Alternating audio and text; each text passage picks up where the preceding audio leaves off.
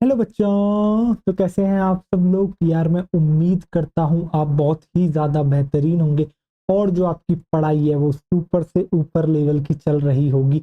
तो एक और शानदार जानदार लेक्चर में मैं आपका स्वागत करता हूँ। जैसा कि आपको पता है आपका चल रहा है केमिकल कोऑर्डिनेशन एंड इंटीग्रेशन और आज है इसका बच्चों लेक्चर 2, जिसके अंदर सबसे पहले तो हम जो है बच्चों जो है आपके बचे कुचे हाइपोथैलेमिक हॉर्मोन्स की बात करेंगे।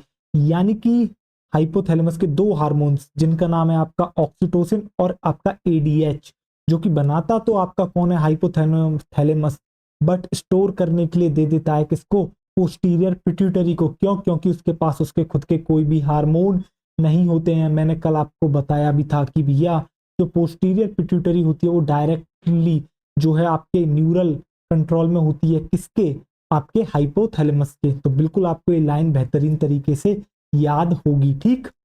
और उसके बाद जो है हम शुरू करेंगे बेटा पिट्यूटरी ग्लैंड। और अगर आपने जो है लेक्चर 1 में जो मैंने पढ़ाए थे आपको एंटीरियर पिट्यूटरी के, एंटीरियर पिट्यूटरी नहीं सॉरी, हाइपोथैलेमिक के जो आपको हार्मोन्स पढ़ाए गए थे, अगर आपने वो सारे के सारे हार्मोन याद कर लिए हैं, आपको याद होंगे बेटा रिलीजिंग और इनहिबिटिंग हार्मोन्स मैंने कराए थे। अगर आपने वो याद कर लिए हैं तो ग्रोथ आपको जो है पिट्यूटरी ग्लैंड के हार्मोन्स ऑलरेडी याद हो जाएंगे। जैसे कि पिट्यूटरी का एक हार्मोन है ग्रोथ हार्मोन, इसको रिलीज कराने वाला हार्मोन होता है बेटा ग्रोथ हार्मोन, रिलीजिंग हार्मोन। और जीएचआरएच किसका हार्मोन है, वो है आपका हाइपोथैलेमस का। किसको ऑर्डर देता है, पिट्यूटरी को देता है, और जो है उससे रिलीज कराता है किसको, आपके ग्रोथ हार्मोन को। ठीक, अगर आपने जो है इस तरीके से हाइपोथैलेमिक हार्मोन्स याद कर लिए हैं तो आज के लेक्चर में आपको जो है बहुत ही ज्यादा मजा आएगा, ठीक। और आगे बढ़ने से पहले मैं आपको ये बता दूं कि भैया नोट्स बनाना बहुत ही ज्यादा जरूरी है। अब नोट्स आप एक तरीके से तो जो है वीडियो देखते हुए बना सकते हो, यानी कि आप जो है मैंने कोई टॉपिक पढ़ाया, आपने उसको पहले पॉज करा और जो है आपने क्या करा फिर उसके बाद नोट डाउन करा, यानी कि लेक्चर देखते हुए नोट कर लेना। दूसरा तरीका ये है कि भैया आप जो है पहले लेक्चर देख लो, बाद में आप नोट्स बना लो, तो फिर बाद में आपको पीडीएफ काम मिलेगी। ये पीडीएफ मिलेगी आपको हमारे टेलीग्राम चैनल पर। तो आपको हमारे टेलीग्राम चैनल पर कैसे जाना होगा, आपको क्यूआर कोड दिख रहा है, आप इसे भी स्कैन कर सकते हैं, या फिर आप जो है हमारे यूट्यूब चैनल के डिस्क्रिप्शन बॉक्स में जाओगे, वहां भी आपको हमारे टेलीग्राम चैनल की लिंक मिल जाएगी और वहां जाकर आप जो है इस पीडीएफ को डाउनलोड कर सकते हैं, ठीक। तो चलो आओ देखो आज का लेक्चर जो है अब हम शुरू करते हैं। तो मैं उम्मीद करता हूँ आप बेटा लेक्चर 1 पढ़ के आए होंगे। अगर आपने लेक्चर 1 नहीं पढ़ा है तो फिर तो भैया समस्या हो जाएगी, क्योंकि जिसने लेक्चर 1 नहीं पढ़ा उसको लेक्चर 2 बेटा बिल्कुल समझ में नहीं आएगा। देखो समझो, ये जो चैप्टर है ना बेटा एक कनेक्टिंग चैप्टर है। अगर आप इसमें से कोई भी लेक्चर मिस करोगे, ये चैप्टर छोड़ो जितने भी चैप्टर्स होते हैं बेटा सब कनेक्टिंग होते हैं। आप समझ रहे हो, आप सोचो कि भैया पहले 2 लेक्चर ना लूं, डायरेक्ट थर्ड लेक्चर लूं और मुझे सारी चीजें समझ में आ जाए, तो ऐसा तो नहीं होता। तो भैया लेक्चर कंटिन्यूअसली आपको जो है अटेंड करने हैं, ठीक है। तो अब जो है आप हेडिंग डालोगे बेटा अदर हाइपोथैलेमिक हॉर्मोन्स।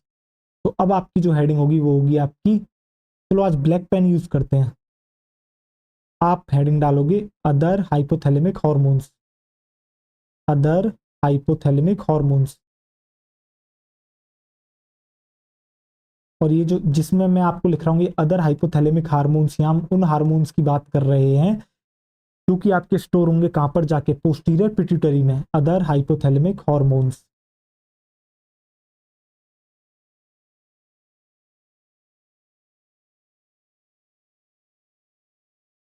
इस तरीके से आप लिख लोगे। और वो कौन कौन से हार्मोन है, एक है भैया ऑक्सीटोसिन। क्या नाम है भैया पहले हार्मोन का, पहले हार्मोन का नाम है बच्चों ऑक्सीटोसिन। और जो सेकंड हार्मोन आपको पढ़ना है उसका नाम है वैसोप्रेसिन, जिसका फंक्शन आप बेहतरीन तरीके से जानते हो, क्योंकि excretory product and there elimination में वैसोप्रेसिन यानी कि आपके एंटी डाइयूरेटिक हार्मोन एडीएच की पूरी चर्चा करी गई है, किस तरीके से वर्किंग करता है। वैसोप्रेसिन स्लैश आप यहां पर लिख दोगे एडीएच, स्लैश में ADH anti diuretic hormone. Tension मतलब इसकी फुल फॉर्म में भी आपके आगे भी लिखवाऊंगा, ठीक। तो आपको समझ में आ गया ऑक्सीटोसिन और जो है आपके वेसोप्रेसिन एडीएच जो है आपके अदर हाइपोथैलेमिक हार्मोन्स है। यानी कि ये वो हार्मोन्स हैं जो कि आपके बनाता तो कौन है, हाइपोथैलेमस, इसलिए तो हाइपोथैलेमिक हार्मोन कह रहे हैं। बट ये जो है क्या करता है, हाइपोथैलेमस बनाने के बाद एक्सॉन की हेल्प से आपकी जो है बेटा पोस्टीरियर पिट्यूटरी में इसको ट्रांसपोर्ट कर देता है और वहां पर ये जो है क्या हो जाते हैं, स्टोर हो जाते हैं। और जब हाइपोथैलेमस को ये रिलीज कराने होते हैं तो वो जो है सिग्नल कर देता है और वहां से फिर जो है बेटा ये क्या होते हैं, आपके हार्मोन्स रिलीज हो जाते हैं। ठीक है, तो क्या मैं ये वाली लाइन भी यहाँ पर लिख सकता हूँ कि भैया दोनों के दोनों जो हार्मोन्स हैं उसको कौन बनाता है, आपका हाइपोथैलेमस बनाता है। ठीक, तो आप यहाँ पर लिखोगे क्या, आप इस तरीके से एरो बनाओगे और एक मिनट से थोड़ा सा डार्क करते हैं आओ। आप एरो बनाओगे और लिखोगे आप यहाँ पर क्या, आप लिखोगे बोथ, आप लिखोगे बोथ एडीएच, आपके दोनों के दोनों यानी ADH and oxytocin, and oxytocin. अभी मैं बताऊंगा इन दोनों का फंक्शन क्या होता है। वैसे तो वैसोप्रेसिन और एडीएच का फंक्शन तो आप बच्चों अच्छे से जानते हो, बट ऑक्सीटोसिन के बारे में आपको नहीं पता। ठीक, तो अभी मैं बताऊंगा। Both ADH and oxytocin are, आप लिखोगे बच्चों आर सिंथेसाइज्ड बाई हाइपोथैलेमस। तो भैया इनको कौन बनाता है, इनको बनाता है आपका हाइपोथैलेमस। इसके बाद क्या करता है हाइपोथैलेमस, इसको ट्रांसपोर्ट कर देता है। तो आप आगे की नेक्स्ट लाइन में क्या लिखोगे, आप लिखोगे ट्रांसपोर्टेड, ट्रांसपोर्टेड एक्सोनली। एक्सोनली का मतलब है बेटा एक्सोन की मदद से, transported axonally to the posterior pituitary, to the posterior pituitary. ये ट्रांसपोर्ट कर देता है एक्सॉन की मदद से, कहां पर, पोस्टीरियर पिट्यूटरी में, और वहां पर जाके क्या हो जाते हैं, ये आपके स्टोर हो जाते हैं पोस्टीरियर पिट्यूटरी। ठीक, और आप लिखोगे यहां पर and both oxytocin and ADH get stored, get stored in PP. बेटा पीपी का मतलब है आपकी पोस्टीरियर पिट्यूटरी। तो क्या आपको ये समझ में आ गया, हाँ या ना, मैं हटूं एक बार। अब जो है आप देखो, आपको समझ में आ गया। तो भैया जो एडीएच और ऑक्सीटोसिन है उनको बना तो आपका कौन रहा है, हाइपोथैलेमस, बट वो उनको अपने पास नहीं रखता, ट्रांसपोर्ट कर देता है एक्सॉन की मदद से, कहां पर, पोस्टीरियर पिट्यूटरी में, और दोनों के दोनों जाके फिर वहां पर स्टोर हो जाते हैं और समय आने पर इनको जो है वहां से रिलीज कर दिया जाता है जब इनकी बेटा जरूरत पड़ती है। तो आपको चीजें समझ में आ गई, ग्रेट। अब चलो आगे देखो आप, एक मिनट में आगे आता हूं, चलो देखो। अब हम जो है नेक्स्ट स्लाइड पर चलते हैं, आ जाओ देखो। अब जो है हम सबसे पहले ऑक्सीटोसिन का फंक्शन जानेंगे। अब जरा ध्यान से सुनना, ये ऑक्सीटोसिन क्या करता है बच्चा, ये जो है आपकी जो स्मूथ मसल्स होती हैं, अब किसकी स्मूथ मसल की मैं बात कर रहा हूं, एक तो बच्चा मैं बात कर रहा हूं यूटेराइन वॉल की, यानी कि जो यूटेरस की वॉल होती है उसकी स्मूथ मसल की यहां पर बात कर रहा हूं, और दूसरा आपकी जो मेमोरी ग्लैंड होती है उसकी जो स्मूथ मसल्स होती है उसकी मैं बात कर रहा हूं। तो ऑक्सीटोसिन जो होता है मेमोरी ग्लैंड और आपके यूटेरस की जो वॉल होती है उनकी जो स्मूथ मसल्स होती है वहां पर कॉन्ट्रेक्शन कराता है। अब यूटेराइन वॉल में कॉन्ट्रेक्शन कब कराएगा, ये यूटेराइन वॉल में कॉन्ट्रेक्शन तब कराएगा जब जो है एक प्रेग्नेंट फीमेल को अपने बेबी को बर्थ देना होगा, यानी कि अब समय आ गया उस फीमेल का अपने जो चाइल्ड को है बर्थ देने का। ठीक, तो उसमें कौन मदद कराता है, उस समय बेटा कॉन्ट्रेक्शन चाहिए होते हैं। आपने देखा होगा डॉक्टर कहता है पुश करो पुश करो, देखो बॉडी तो अपना जोर लगा ही रही है, इसके अलावा आपको भी पुश करना होता है, पुश करो तभी तो बेबी बाहर आता है। तो बेसिकली पुश का मतलब क्या, जिससे कि बेटा विगरस कॉन्ट्रेक्शन हो, समझ रहे हो, विगरस कॉन्ट्रेक्शन हो किसके अंदर, यूट्राइन वॉल के अंदर, जिससे उस बेबी का बर्थ हो सके। इसलिए ऑक्सीटोसिन को बेटा बर्थ हार्मोन भी कहा जाता है। कभी जब भी क्या होता है बेटा, ऑक्सीटोसिन जो है अपना काम प्रॉपर नहीं कर पाता तो आर्टिफिशियल ऑक्सीटोसिन देना पड़ता है जिसको हम कहते हैं पिटोसिन। तो पिटोसिन के इंजेक्शन लगते हैं उस प्रेग्नेंट फीमेल को, जिससे कि उस बेबी की जो है नॉर्मल बर्थ हो सके, आप समझ रहे हो, नॉर्मल डिलीवरी हो सके। नहीं तो फिर दूसरा तरीका क्या होता है बेटा, सिजेरियन, सी सेक्शन करना पड़ता है, यानी कि पेट में जो है एक चीरा लगा के उस बच्चे को जो है निकालना पड़ता है। ठीक, अब जो है दूसरा बेटा ये क्या करता है, जो मेमोरी ग्लैंड होती है, आपको पता है उसके अंदर बेटा मिल्क फॉर्म हो चुका है, और मिल्क किस कौन फॉर्म कराता है, याद करो मैंने बताया था लास्ट लेक्चर में, प्रोलैक्टिन कराता है। अब मिल्क तो भैया बन गया, अब इस मिल्क को निकालना भी तो पड़ेगा। अब ये मिल्क निकलेगा कैसे भैया, जो मेमोरी ग्लैंड की स्मूथ मसल्स होती है उसके अंदर आपको कॉन्ट्रेक्शन कराना होगा जिससे कि इजेक्शन हो सके इसी मिल्क का। तो बेटा जो आपके मिल्क का इजेक्शन कराता है मेमोरी ग्लैंड से, वो भी कराता है आपका ऑक्सीटोसिन। तो ऑक्सीटोसिन को बेटा जो है मिल्क इजेक्टिंग हार्मोन भी कहते हैं। देखो, दूध को बनवाना और दूध को निकालना दोनों अलग काम है। जो मिल्क का फॉर्मेशन कराता है वो आपका प्रोलैक्टिन कराता है, समझ रहे हो। और जो मिल्क को निकलवाता है वो निकलवाता है बच्चा आपका ऑक्सीटोसिन, और ऑक्सीटोसिन है हाइपोथैलेमस का हार्मोन, समझे। और जो प्रोलैक्टिन है बेटा, प्रोलैक्टिन है आपका किसका हार्मोन, प्रोलैक्टिन जो है बेटा आपका हार्मोन है एंटीरियर पिट्यूटरी का। तो आपको याद रखना है, तो भैया जो एंटीरियर पिट्यूटरी का प्रोलैक्टिन है वो तो आपका बनाता है मिल्क का फॉर्मेशन कराता है, जो कि मैं आगे आपको लिखाऊंगा भी आज ही प्रोलैक्टिन का फंक्शन। दूसरा जो है एक होता है ऑक्सीटोसिन, जो कि इस मिल्क को बाहर निकलवाता है, इसलिए इसको मिल्क इजेक्टिंग हार्मोन भी कहते हैं या फिर मिल्क लेट डाउन हार्मोन भी कहते हैं। तो आपको समझ में आ गया ऑक्सीटोसिन के फंक्शन। ऑक्सीटोसिन का फंक्शन बहुत ही ज्यादा सिंपल है, ये कराता है कॉन्ट्रेक्शन स्मूथ मसल्स में। अब आपको याद रखनी है वो दो जगह कौन सी है जहां पर ये कॉन्ट्रेक्शन करा रहा है। एक है भैया यूटेराइन वॉल्व, ठीक, चाइल्ड बर्थ के दौरान कराता है। दूसरा है आपका क्या, मेमोरी ग्लैंड, जिससे कि उस मिल्क को निकाला जा सके। तो अब लिखना शुरू करें, आओ देखो। तो अब आप यहां पर डालोगे बच्चा नंबर 1, यहां पर डालोगे आप नंबर 1 और यहां पर लिखोगे ऑक्सीटोसिन, ऑक्सीटोसिन। देखो तो मैंने क्या कहा, ऑक्सीटोसिन क्या करता है बच्चा, ऑक्सीटोसिन आपका करता है एक्ट, कहां पर एक्ट करता है, ऑक्सीटोसिन आपका एक्ट करता है स्मूथ मसल्स पर, और स्मूथ मसल्स पर एक्ट करके क्या कराता है, कॉन्ट्रैक्शन।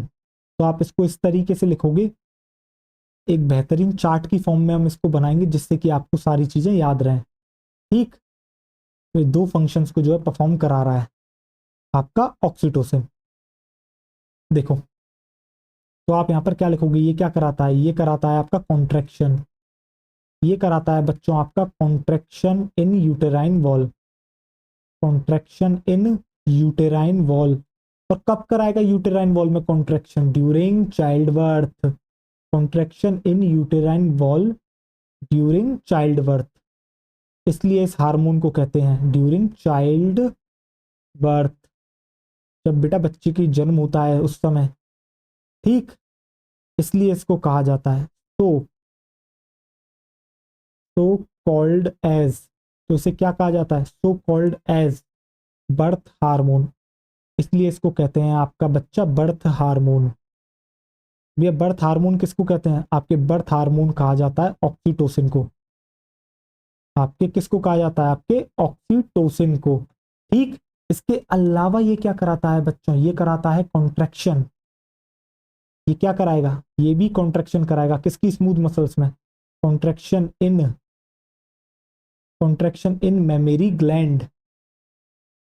तो भैया जो मेमोरी ग्लैंड की स्मूथ मसल्स होती हैं उनके अंदर कॉन्ट्रैक्शन कराता है ये, किसके लिए, for ejection of milk, for ejection of milk, for ejection of milk. आप आगे लिख सकते हो from memory gland, from memory gland, from memory gland, इसलिए इसको कहा जाता है, इसलिए इस हार्मोन को क्या कहा जाता है, सो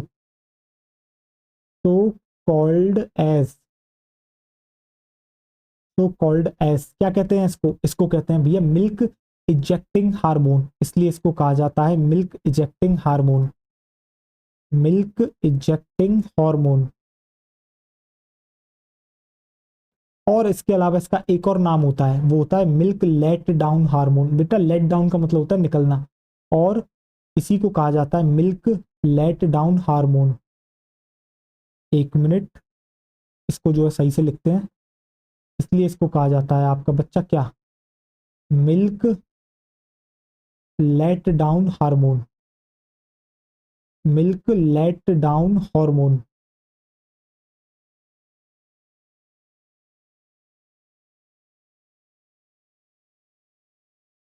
देखो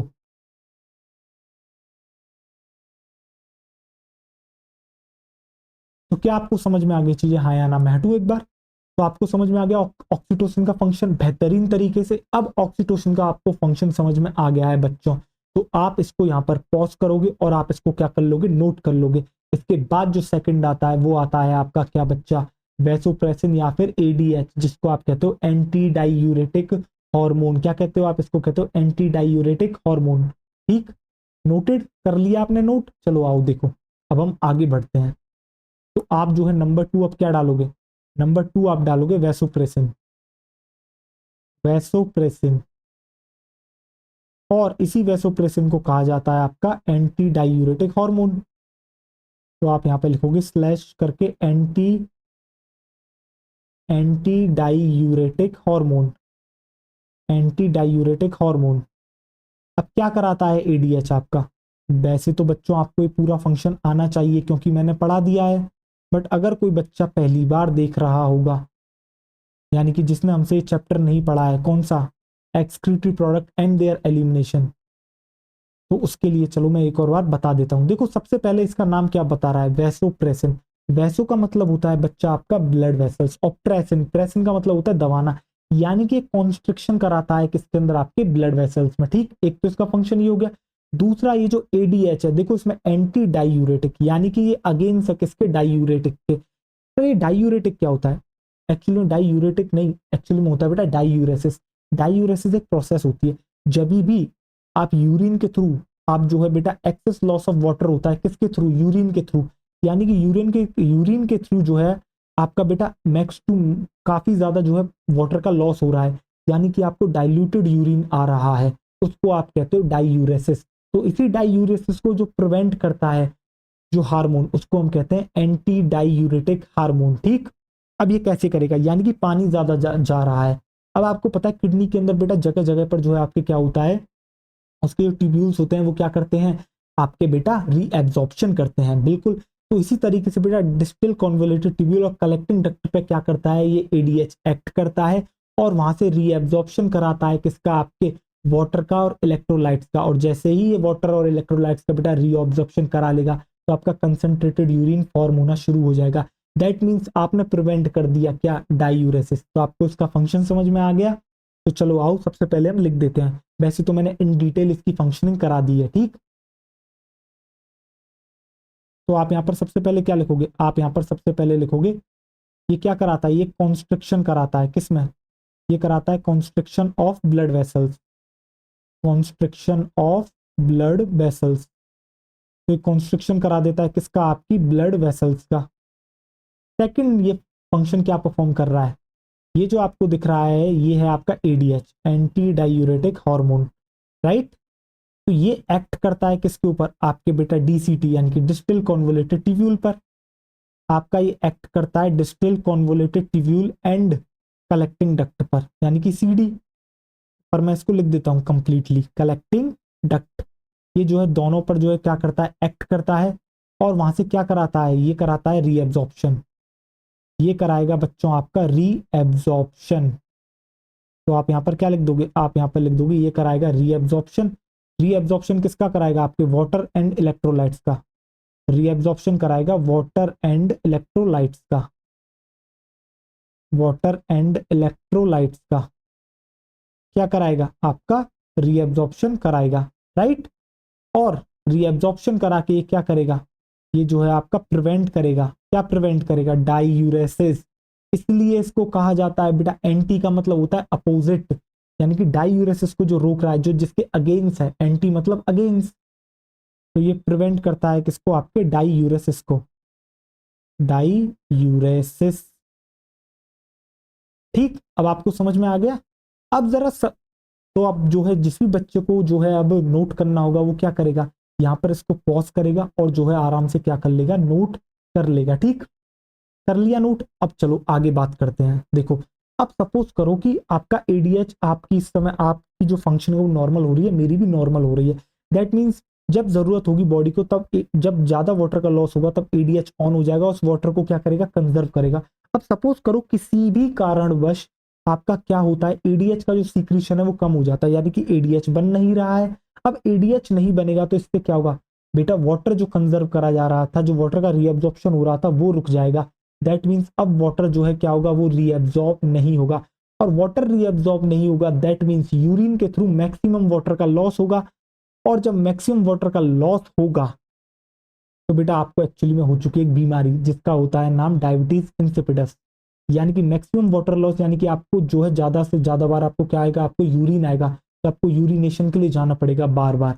आप समझ रहे हो। और एक होती है बेटा डायबिटीज मेलाइटस, इसके अंदर क्या होता है, कि आपकी जो है बेटा ग्लूकोज और कीटोन बॉडीज जो है आपकी किस में आने लग जाती हैं, यूरिन में आने लग जाती हैं, उसी को हम कहते हैं बेटा डायबिटीज। समझ गए, जिसको आप जो है आम भाषा में हम कहते हैं इस बंदे को शुगर हो गई है, यार इसको शुगर हो गई है, इसको शुगर हो गई है, यानी कि डायबिटीज मेलाइटस। और डायबिटीज मेलाइटस का एक सिम्टम होता है भैया कि वो इंसान जो है बार बार टॉयलेट करने जाता है। तो सेम वे में यहाँ भी जो है इंसान टॉयलेट करने जा रहा है, बट लेकिन यहाँ पर उसे डायबिटीज इंसिपिडस नहीं हुई है, यानी कि यहाँ पर उसे रियल डायबिटीज नहीं हुई है, एक फॉल्स डायबिटीज हो गई है, इसलिए इसको नाम दिया गया बेटा diabetes insipidus.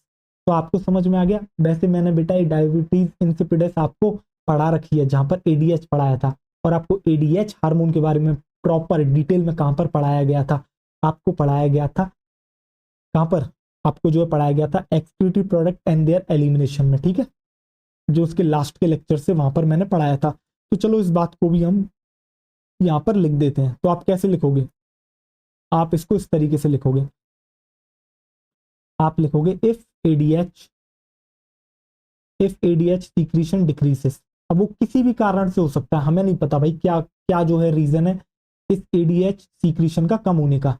If ADH secretion decreases, ADH secretion क्या कर जाए, आपका बच्चा डिक्रीज कर जाए।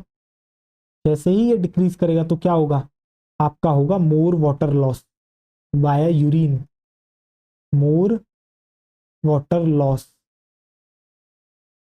More water loss via urine, यानी कि डाइल्यूटेड यूरिन जो है क्या होगा बेटा, डाइल्यूटेड यूरिन आपका आएगा, डाइल्यूटेड यूरिन का फॉर्मेशन होगा।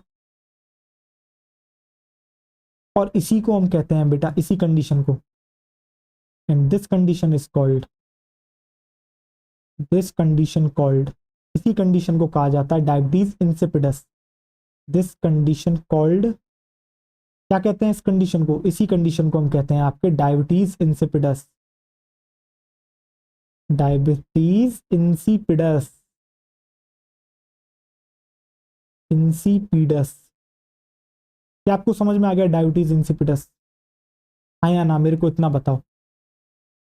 वैसे तो मैंने जो है ये बात पहले भी आपको बता रखी है और पहले भी करा रखा है, पर लेकिन अगर कोई नया बच्चा होगा तो उसके लिए जो है क्या होगा, उसे जो है थोड़ी सी कंफ्यूजन हो जाएगी, ठीक है, आप समझ रहे हो। तो वो चाहे तो इसको और डिटेल में पढ़ना चाहता है तो मैंने बच्चा वहां पर आपको बता दिया, बट आपको यहाँ भी ये चीज समझ में आ जानी चाहिए भैया, एडीएच का काम होता है वाटर का कंजर्वेशन कराना। कैसे कराएगा भैया, वाटर को रीअब्सॉर्ब कराकर, समझ रहे हो।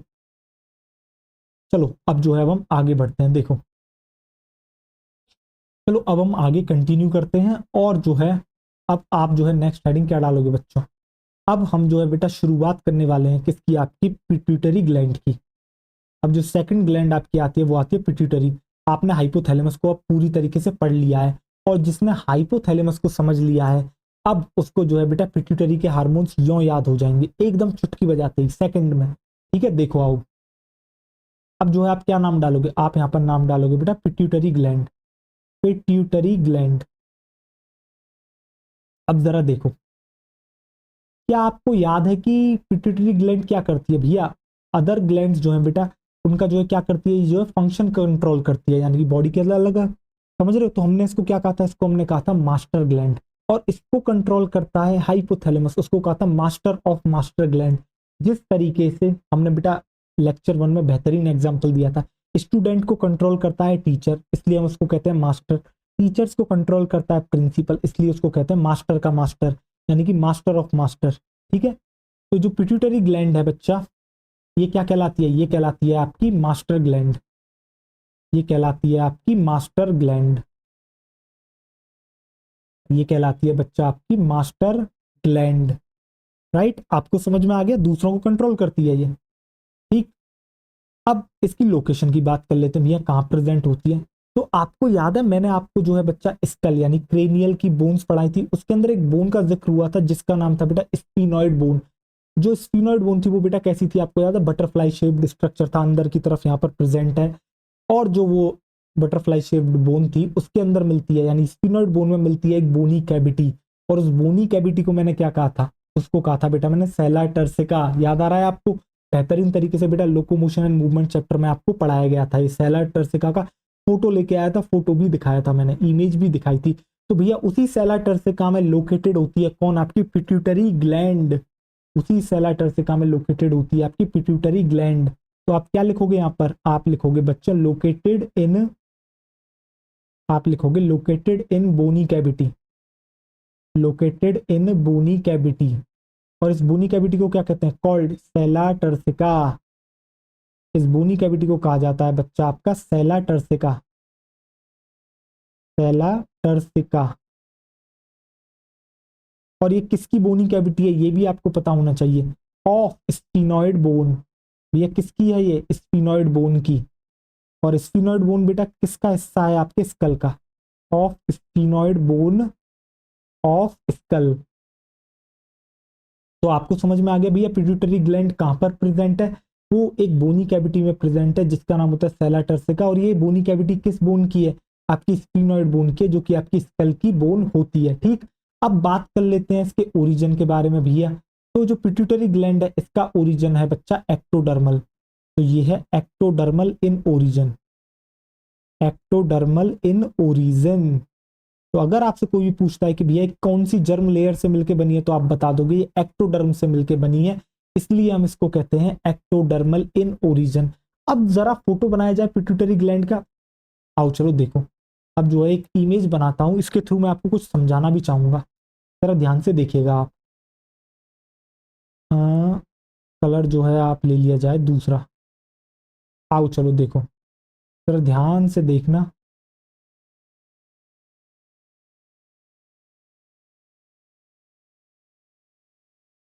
देखो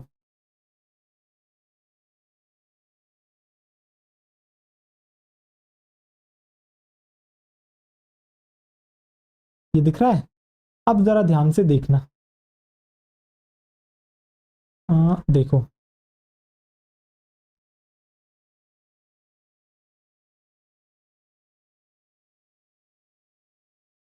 ये देखो, अब ये आपको क्या दिख रहा है, ये है बच्चों आपका हाइपोथैलेमस। ये आपका एनसीईआरटी में भी डायग्राम दे रखा है, जो कि मैंने आपको कल दिखाया था, अभी एक और बार दिखा दूंगा, टेंशन लेने की कोई बात नहीं है। ये है हाइपोथैलेमस, ये है आपका इनफंडिबुलम या फिर स्टॉक लाइक स्ट्रक्चर, जो कि कनेक्ट करता है किसको, पिट्यूटरी को किससे कनेक्ट करने का काम कर रहा है, आपके हाइपोथैलेमस से। तो ये है इनफंडिबुलम, इनफंडिबुलम। और ये है आपकी पिट्यूटरी। अब आपको पता है एनाटॉमिकली पिट्यूटरी दो हिस्सों में डिवाइडेड है, एक कहलाती है आपकी एंटीरियर पिट्यूटरी, एक कहलाती है पोस्टीरियर पिट्यूटरी। तो ये हो गई भैया आपकी एंटीरियर पिट्यूटरी, ये है भैया आपकी एंटीरियर पिट्यूटरी, पिट्यूटरी। और ये जो आपको दिख रहा है ये है आपकी पोस्टीरियर पिट्यूटरी, पोस्टीरियर पिट्यूटरी। ये हो गई एंटीरियर पिट्यूटरी, ये हो गई आपकी बच्चों पोस्टीरियर पिट्यूटरी। बताओ यहाँ तक किसी को कोई समस्या है या नहीं है, हाँ या ना, मुझे इतना बताओ, क्या आपको यहाँ तक चीजें समझ में आ गई। हाइपोथैलेमस है भैया, उसके बाद इनफंडिबुलम होता है और देन होती है आपकी पिट्यूटरी। तो पिट्यूटरी को हाइपोथैलेमस से जोड़ने का जो काम करता है वो करता है भैया आपका इनफंडिबुलम, जो कि एक स्टॉक लाइक स्ट्रक्चर होता है। ठीक, अब जो आपकी पिट्यूटरी ग्लैंड है वो एक्चुअली में एनाटॉमिकली दो हिस्सों में डिवाइडेड है, एक है आपका एंटीरियर पिट्यूटरी, दूसरा है आपका पोस्टीरियर पिट्यूटरी। अब ये जो एंटीरियर पिट्यूटरी है एक्चुअली में फर्दर डिवाइडेड होती है टू लोब्स के अंदर, फर्दर डिवाइडेड है टू लोब्स के अंदर। देखो एक लोब तो आपको ये दिख रही होगी, ये वाली जो आपको लोब दिख रही है बच्चा, इसको हम कहते हैं आपके क्या, पार्स डिस्टेलिस। इस लोब को कहा जाता है आपका बच्चा पार्स डिस्टेलिस। क्या कहते हैं इस लोब को, पार्स डिस्टेलिस। और ये जो पिंक कलर से मैंने लोब बनाई है इसको हम कहते हैं पार्स इंटरमीडिया। क्या कहते हैं इसको, इसको हम कहते हैं पार्स इंटरमीडिया, पार्स इंटरमीडिया। और जब मैं बात करता हूं पोस्टीरियर पिट्यूटरी की, तो इसमें सिर्फ और सिर्फ एक ही लोब होती है और इसको कहा जाता है आपका बच्चा क्या, पार्स नर्वोसा। इसको कहा जाता है आपका पार्स नर्वोसा। क्या आपको समझ में आ गया, हाँ या ना, मेरे को इतना बताओ, क्या आपको समझ में आ गया। ये पिट्यूटरी जो है एनाटॉमिकली दो हिस्सों में डिवाइडेड है, एक है एंटीरियर पिट्यूटरी, दूसरा है आपका posterior pituitary. But anterior pituitary further दो लोब्स में आपकी डिवाइडेड होती है, एक को कहते हैं पार्स डिस्टेलिस, जो कि बेटा मेजर पार्ट है एंटीरियर पिट्यूटरी का। फिर आती है कुछ जो थोड़ा सा हिस्सा बचता है जिसको हम कहते हैं, जो सेकंड लोब फॉर्म करती है, वो कहलाती है आपकी पार्स इंटरमीडिया। ठीक है, और आपको मैं ये भी बता दूं कि ह्यूमंस के अंदर पार्स डिस्टेलिस और पार्स इंटरमीडिया ऑलमोस्ट जो है क्या होती है बेटा, मर्ज्ड होती है। ठीक है, अभी हम आगे बात भी करेंगे इसके बारे में। और जो पोस्टीरियर पिट्यूटरी होती है उसके पास एक ही लोब होती है जो कि आपकी कहलाती है पार्स नर्वोसा। वैसे तो मैंने पोस्टीरियर पिट्यूटरी ज़्यादा बड़ी बना दी है, इतनी बड़ी ये होती नहीं है, ठीक है, बट कोई बात नहीं, डायग्राम है, काम चल जाएगा। तो क्या आपको ये डायग्राम समझ में आ गया, हाँ या ना, मेरे को इतना बताएं। अगर आपको बच्चों ये डायग्राम समझ में आ गया तो मैं आपको और भी काफ़ी चीज़ें जो है इससे रिलेटेड लिखवाना चाहूँगा। तो चलो आओ देखो आगे की तरफ जो है अब हम बढ़ते हैं और जो है एक बार इसी क्लासिफिकेशन को लिख भी देते हैं। आओ देखो, तो आप जो है क्या करोगे, देखो अब आप क्या हेडिंग डालोगे, अब आप यहाँ पे हेडिंग डालोगे पिट्यूटरी। देखो इस तरीके से आप ऊपर डालो पिट्यूटरी और इसको दो हिस्सों में डिवाइड कर दो। एनाटॉमिकली टू पार्ट्स में डिवाइडेड है बच्चा ये। एक कहलाता है आपका एंटीरियर पिट्यूटरी और दूसरा कहलाता है आपका पोस्टीरियर पिट्यूटरी।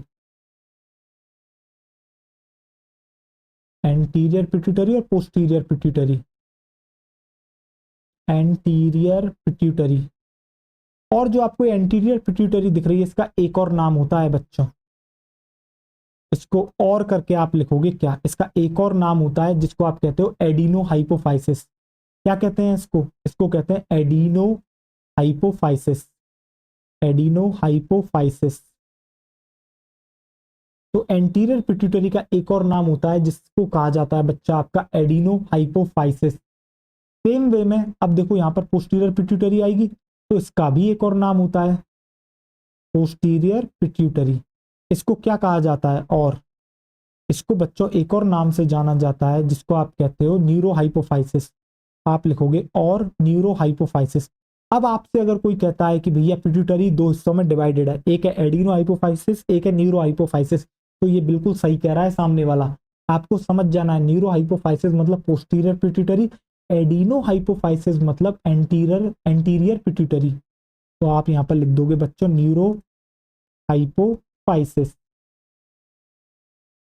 तो ये हो गया बच्चों आपका न्यूरो हाइपोफाइसिस, ठीक है। अब जरा ध्यान से आप देखिएगा, अब मैं आपको बता दूं जो एंटीरियर पिट्यूटरी है ना वो लगभग 75% पोर्शन जो है क्या करती है, कवर करती है बेटा टोटल ग्लैंड का। तो आप लिख दोगे ये क्या है, 75% of total gland, 75% of total gland, right. आपको समझ में आ गया। अब अगर मैं बात करता हूँ न्यूरो हाइपोफाइसिस की तो बेटा ये कितना पोर्शन बचा इसके लिए, सिर्फ 25%। ये होती है 25% ऑफ टोटल ग्लैंड।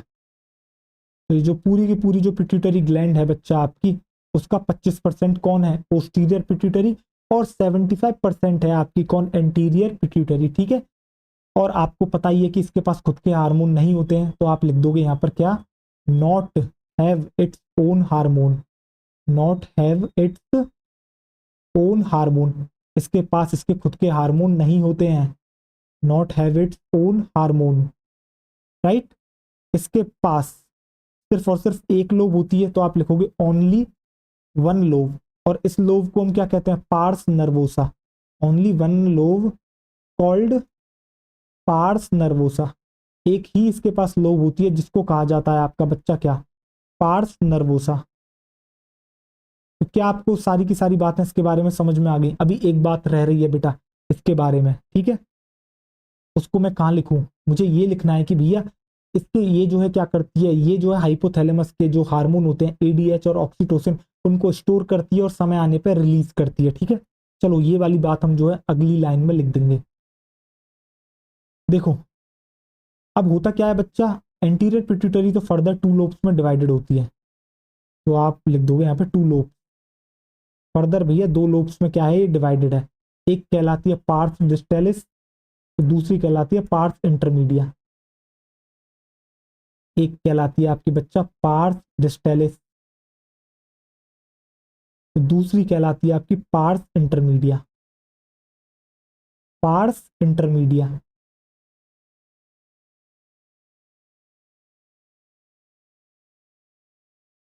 क्या आपको समझ में आ गया सारी चीजें, हटूं मैं एक बार, तो किसी भी बच्चे को नोट करना हो तो वो क्या कर लेगा, नोट यहां से कर लेगा। जब तक बच्चा नोट कर रहा है चलो मैं एक बार और रिवाइज करा देता हूं भैया। पिट्यूटरी एनाटॉमिकली दो हिस्सों में डिवाइडेड है, एंटीरियर पिट्यूटरी जिसको एडिनो हाइपोफाइसिस भी कहा जाता है, तो सेकंड होता है आपका पोस्टीरियर पिट्यूटरी, जिसको न्यूरो हाइपोफाइसिस भी कहा जाता है। जो एंटीरियर पिट्यूटरी है वो आपका 75% होती है पिट्यूटरी ग्लैंड का। इसके ये फर्दर दो लोब्स में आगे डिवाइडेड होती है। एक को कहा जाता है पार्स डिस्टेलिस, दूसरी को कहा जाता है पार्स इंटरमीडिया, ठीक है। और जो पोस्टीरियर पिट्यूटरी है भैया, वो 25% होती है पिट्यूटरी ग्लैंड का, ठीक है। इसके पास इसके खुद के कोई हार्मोन नहीं होते, इसके पास सिर्फ और सिर्फ बच्चों एक लोब होती है, जिसका नाम होता है आपका पार्स नर्वोसा। आपने नोट कर लिया होगा। अब जो है मैं आगे की तरफ बढ़ता हूं। चलो देखो, अब आप क्या लिखोगे यहाँ पर। आप यहाँ पर एक लाइन डालोगे, आप लिखोगे पोस्टीरियर पिट्यूटरी के बारे में, पोस्टीरियर पिट्यूटरी के बारे में, पोस्टीरियर पिट्यूटरी। आप क्या लिखोगे, आप यहाँ पर लिखोगे इट स्टोर्स, ये क्या करती है, it stores and releases, it stores and releases. ये बच्चा स्टोर करती है और रिलीज करती है hypothalamic hormone. It store and release hypothalamic hormones, it store and release hypothalamic hormone. और इन हार्मोन का नाम क्या है, called oxytocin and ADH, called oxytocin and ADH. वैसे तो मैं ये बात पहले भी लिखा चुका हूं, बट कोई ना, वापस से मैं लिखा देता हूं, राइट। आपको समझ में आ गया। अब आप डालोगे बच्चों एक नोट, अब आप डालोगे यहां पर एक नोट, देखो अब डालोगे आप यहां पर एक नोट। नोट में आप क्या लिखोगे, नोट में आप यही वाली बात लिखोगे, क्या नोट में आप लिखोगे कि भैया जो ह्यूमंस होते हैं उनके अंदर आपको ये जो पार्स इंटरमीडिया होती है, ये ऑलमोस्ट ऑलमोस्ट मर्ज्ड होती है किसके साथ, आपकी पार्स डिस्टेलिस के साथ, ठीक है। और मैं आपको ये भी बता दूं कि भैया जो ये पार्स इंटरमीडिया होती है, इसके पास सिर्फ और सिर्फ एक हार्मोन होता है, और उस हार्मोन का नाम है बेटा MSH, मिलेनोसाइट स्टिमुलेटिंग हार्मोन। क्या आपको समझ में आ गया। अब ह्यूमंस के अंदर तो ये बेटा इसी के साथ क्या है, इसी के साथ अटैच है। दैट मीन्स ये जो MSH है, अब ये किसका हार्मोन कहलाएगा, एंटीरियर पिट्यूटरी का हार्मोन कहलाएगा। आपको समझ में आ गया। आओ देखो, तो आप क्या लिखोगे, आप लिखोगे इन ह्यूमंस, आप लिखोगे बच्चा इन ह्यूमंस। ह्यूमंस में क्या होता है, देखो आप लिखोगे बच्चा इन ह्यूमंस, जो pars, in humans pars intermedia. क्या देखते हो आप, जो पार्स इंटरमीडिया होती है, pars intermedia almost is almost merged is almost merged with pars distalis. भैया पार्स डिस्टेलिस के साथ ये क्या होती है, मर्ज्ड होती है, ठीक। और इसका एक ही हार्मोन होता है, देखो क्या होता है, इसका सिर्फ और सिर्फ एक ही हार्मोन इसके पास होता है। तो आप नेक्स्ट लाइन और क्या लिखोगे, आप लिखोगे पार्स इंटरमीडिया, पार्स इंटरमीडिया सिर्फ एक ही हार्मोन को सीक्रीट करती है, सीक्रीट करती है। तो आप लिखोगे pars intermedia secrete, pars intermedia secretes only one hormone, only one hormone. और इस हार्मोन का नाम क्या है, ओनली वन हार्मोन कॉल्ड, इसको कहा जाता है बच्चों आपका MSH, ठीक, melanocyte stimulating hormone, called melanocyte stimulating hormone. अभी हम हार्मोन्स पर ही आने वाले हैं, ठीक है, तब आपको समझ में आएगा इसका फंक्शन क्या है। आपको याद आ रहा होगा MSH, melanocyte stimulating hormone releasing hormone कौन करता था, किसका हार्मोन था ये, हाइपोथैलेमस का, मिलेनोसाइट स्टिमुलेटिंग हार्मोन, जिसको आप कहते हो MSH। इसको रिलीज कौन कराता है, MSH को, MSH। और MSH रिलीज होने के बाद क्या करेगा वो आपको आज पता लग जाएगा। भैया इसको क्या कहते हैं, इसको हम कहते हैं MSH, मिलेनोसाइट स्टिमुलेटिंग हार्मोन। मैं हटू एक बार, जिस भी बच्चे को नोट करना होगा वो क्या कर लेगा, यहाँ से नोट कर लेगा, पॉज करो और यहाँ से जो है बच्चों क्या कर लोगे, आप नोट कर लोगे। जब तक आप नोट कर रहे हो मैं थोड़ा सा पानी पी लेता हूं।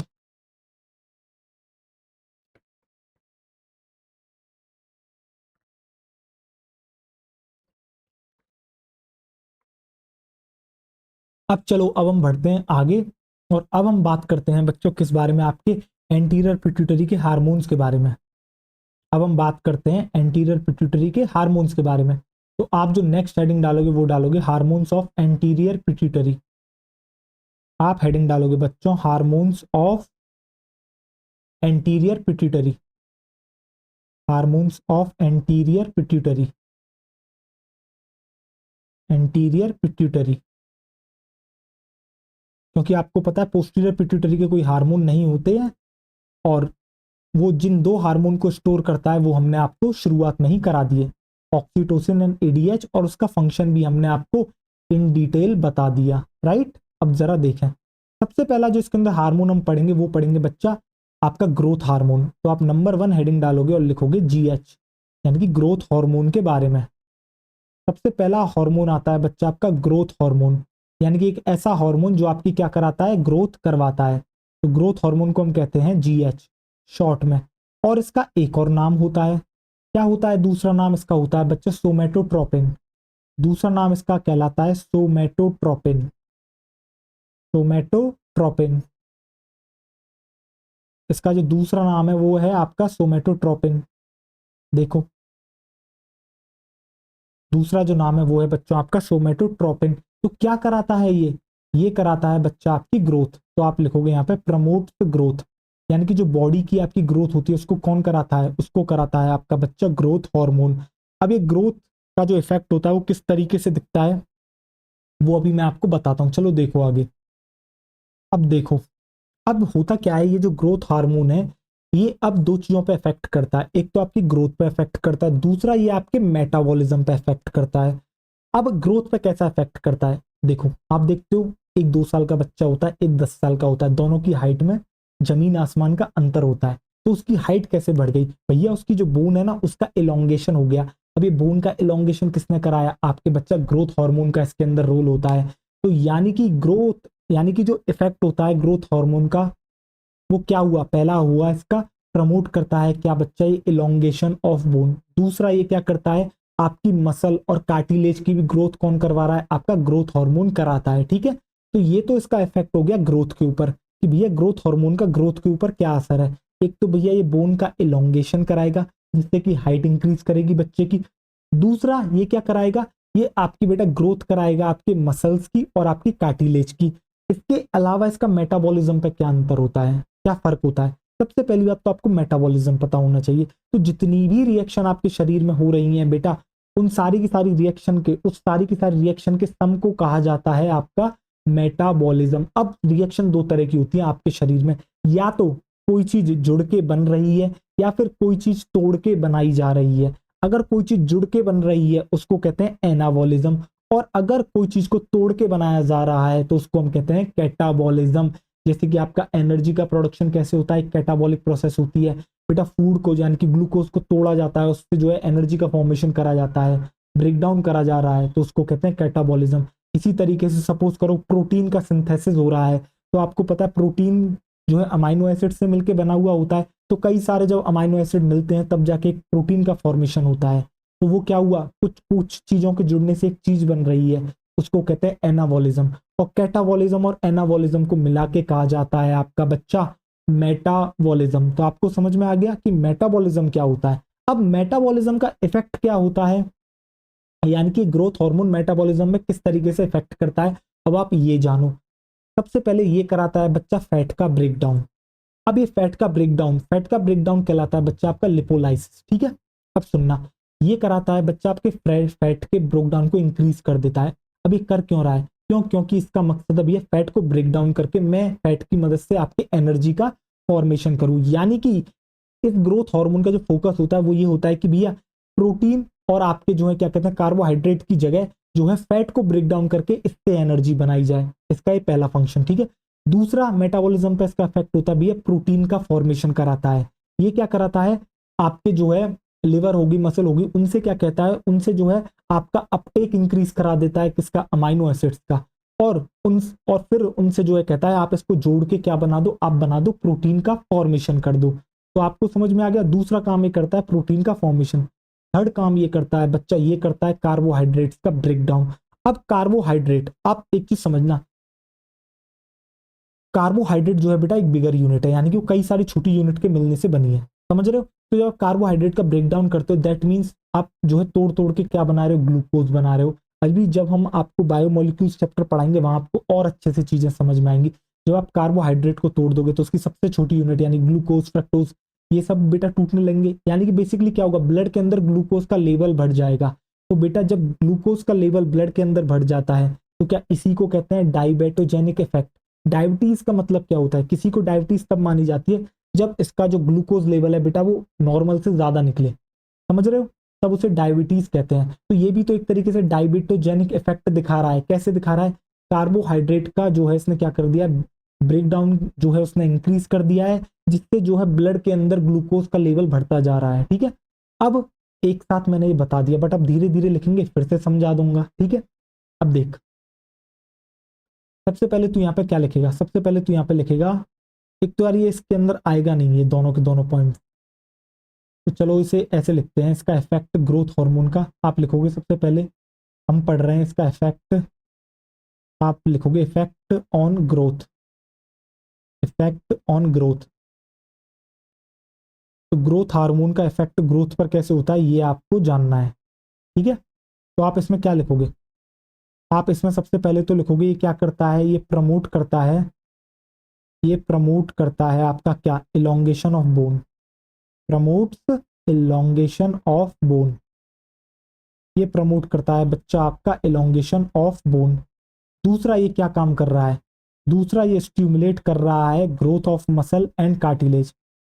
दूसरा ये कर रहा है stimulate, stimulate growth of muscle and cartilage. तो भैया किसकी ग्रोथ करा रहा है, आपकी मसल और कार्टिलेज की, growth of muscle and cartilage. तो आपको समझ में आ गया। अब मैं चाहूँ तो आपको ये भी बता सकता हूँ भैया ये इलोंगेशन किस तरीके से कराता है बोन का, बट बेटा कुछ फायदा नहीं है इतना डीप जाने का, ये पॉइंट्स इवन एनसीईआरटी में दे नहीं रखे हैं, फिर भी हम जो है आपको ये सब करा रहे हैं। क्यों, क्योंकि आपको बेसिक अंडरस्टैंडिंग होनी चाहिए कि भैया ग्रोथ हार्मोन का काम क्या होता है। ग्रोथ तो कराना होता है पर ग्रोथ के नाम पर शरीर में होता क्या है। इसके अलावा बेटा ये एक और काम करता है, ये क्या करता है आपके शरीर के अंदर जो आपके विसरल ऑर्गन्स होते हैं उनके अंदर जो है ये क्या कराता है, उनके अंदर बेटा माइटोसिस कराता है। यानी कि ये जो है रैपिड आपका जो है वहाँ पर डिवीजन कराता है जिससे नई नई सेल्स का फॉर्मेशन होता है। तो बेटा वो भी तो ग्रोथ होती है, आप समझ रहे हो। तो उस तरीके से भी ये ग्रोथ हार्मोन अपना फंक्शन करता है। ठीक, राइट। अब जो है मैं हटता हूँ, किसी भी बच्चे को नोट करना हो तो वो क्या करेगा बच्चों, वो उसको पॉज करेगा और जो है क्या कर लेगा, नोट कर लेगा। राइट, अब नोट कर लिया, हटू मैं एक बार, नोटेड। देखो अब हम इसका इफेक्ट देखने वाले हैं किसके ऊपर आपका, अब हम इफेक्ट देखने वाले हैं आपका मेटाबॉलिज्म पर। तो आप लिखोगे इफेक्ट ऑन मेटाबॉलिज्म, आप लिखोगे इफेक्ट ऑन मेटाबॉलिज्म। तो अब हम इफेक्ट देख रहे हैं किसका, ग्रोथ हार्मोन का आपके मेटाबॉलिज्म पर, इफेक्ट ऑन मेटाबॉलिज्म। देखो तो आप यहां पर क्या लिखोगे, ये क्या करता है, ये आपका इंक्रीज कर देता है फैट का ब्रेकडाउन। तो आप यहां पर लिखोगे फैट ब्रेकडाउन इंक्रीज। अब ये फैट का ब्रेकडाउन इंक्रीज कर रहा है, फैट ब्रेकडाउन को बेटा लिपोलाइसिस कहते हैं। ठीक है, अब ये जो है फैट का ब्रेकडाउन इसलिए इंक्रीज कर रहा है जिससे कि बेटा फैट को इस्तेमाल करा जा सके एनर्जी प्रोडक्शन के लिए। तो ग्रोथ हार्मोन प्रेफरेंस देता है फैट का यूज करना किसके कंपैरिजन में, आपके बेटा प्रोटीन और कार्बोहाइड्रेट की जगह वो जो है ग्रोथ हार्मोन चाहता है भैया फैट का ब्रेकडाउन करो और इसका जो है यूज करो एनर्जी प्रोडक्शन के लिए। राइट, तो आपको समझ में आ गया, ये जो है फैट का ब्रेकडाउन क्या करता है, इंक्रीज करता है। सेकंड ये क्या करता है, देखो जरा ध्यान से, सेकंड बेटा प्रोटीन के लिए क्या करता है, ये प्रोटीन फॉर्मेशन को इंक्रीज करता है। ये क्या करता है, प्रोटीन के फॉर्मेशन को बच्चा इंक्रीज कर देता है, यानी कि प्रोटीन बनवाता है ये। ठीक है, जैसे कि बेटा आपका लिवर हो गया और आपका मसल हो गई, तो उनसे जो है क्या करवाता है, उनसे जो है अमाइनो एसिड का अपटेक बढ़वा देता है। और आपको पता है अमाइनो एसिड के जुड़ने से ही क्या किसका फॉर्मेशन होता है, आपका प्रोटीन का फॉर्मेशन होता है। तो ये ग्रोथ हार्मोन आपके प्रोटीन फॉर्मेशन को भी इंक्रीज कर देता है। अब थर्ड इसका क्या इफेक्ट होता है मेटाबॉलिज्म पर, जरा देखिए। थर्ड जो इसका इफेक्ट होता है बच्चा वो ये होता है कि ये कार्बोहाइड्रेट्स का क्या करा देता है, ब्रेक डाउन। कार्बोहाइड्रेट यानी कि बेटा शुगर्स, कार्बोहाइड्रेट यानी कि शुगर्स, ये जो है बिगर मॉलिक्यूल है बेटा शुगर, कार्बोहाइड्रेट। इसका स्मॉलर मॉलिक्यूल क्या होता है, अगर आप इसे तोड़ते जाओगे जो सबसे स्मॉलेस्ट निकलेगा वो निकलेगा ग्लूकोज, फ्रक्टोज, समझ रहे हो। तो आप लिखोगे यहाँ पे कार्बोहाइड्रेट का क्या करा देता है, ये ब्रेक डाउन करा देता है। देख रहे हो, दो चीजों का ब्रेक डाउन करा रहा है और एक चीज का फॉर्मेशन करा रहा है, यानी कि दो चीजों का करा रहा है कैटाबॉलिज्म और प्रोटीन का करा रहा है एनाबॉलिज्म, राइट। अब देखो जैसे ही ये कार्बोहाइड्रेट का बेटा आपका ब्रेक डाउन होगा तो देखो ये क्या करेगा, ये इंक्रीज कर देगा, क्या इंक्रीज कर देगा, increase in blood glucose level, increase in blood glucose level, increase in blood glucose level. तो भैया ये क्या होगा, ब्लड ग्लूकोज लेवल बढ़ जाएगा, और जैसे ही ब्लड ग्लूकोज लेवल बढ़ेगा बेटा तो ये किस तरीके का एक इफेक्ट प्रोड्यूस करेगा, ये आपका इफेक्ट जो प्रोड्यूस करेगा उसको हम कहते हैं डायबिटोजेनिक इफेक्ट। क्या कहते हैं, इसको हम कहते हैं डायबिटोजेनिक इफेक्ट। तो आपको याद होना चाहिए भैया diabetogenic effect growth hormone show करता है, डायबिटोजेनिक इफेक्ट, डायबिटोजेनिक इफेक्ट। तो क्या आपको ये समझ में आ गया, हाँ या ना, मेरे को इतना बताओ, आपको समझ में आ गया भैया डायबिटोजेनिक इफेक्ट जो है ये प्रोड्यूस करता है कौन, आपका ग्रोथ हार्मोन। अब इसके बाद हम बात करेंगे बेटा इसके डिसऑर्डर्स के बारे में। अब हम बात करेंगे ग्रोथ हार्मोन के डिसऑर्डर्स के बारे में। मैं एक बार हटता हूं, जिस भी बच्चे को नोट करना हो वो नोट कर ले, तब तक थोड़ा सा पानी पिया जाए, आप नोट करिए पॉज करके।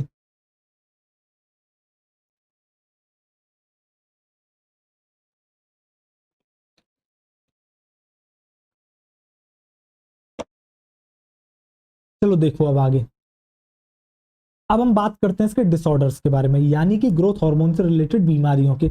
अब देखो बीमारी कभी भी कब होती है, एक चीज समझना, एक होती है बेटा कोई चीज है आपकी, सपोज करना, अब उसकी कुछ क्वांटिटी है जो बॉडी को चाहिए, ठीक है, अगर उससे कम होगी तो उससे रिलेटेड कुछ बीमारियां हो सकती हैं। अगर उस क्वांटिटी से, ऑप्टिमम क्वांटिटी कहते हैं बेटा, मतलब एक ऑप्टिमम क्वांटिटी होती है ना, यानी कि जो चाहिए बॉडी को, यानी कि जिस जो जो क्वांटिटी उसे मिल जाएगी उस पर वो बेहतरीन फंक्शन करेगी, उसको कहते हैं ऑप्टिमम क्वांटिटी, ठीक है।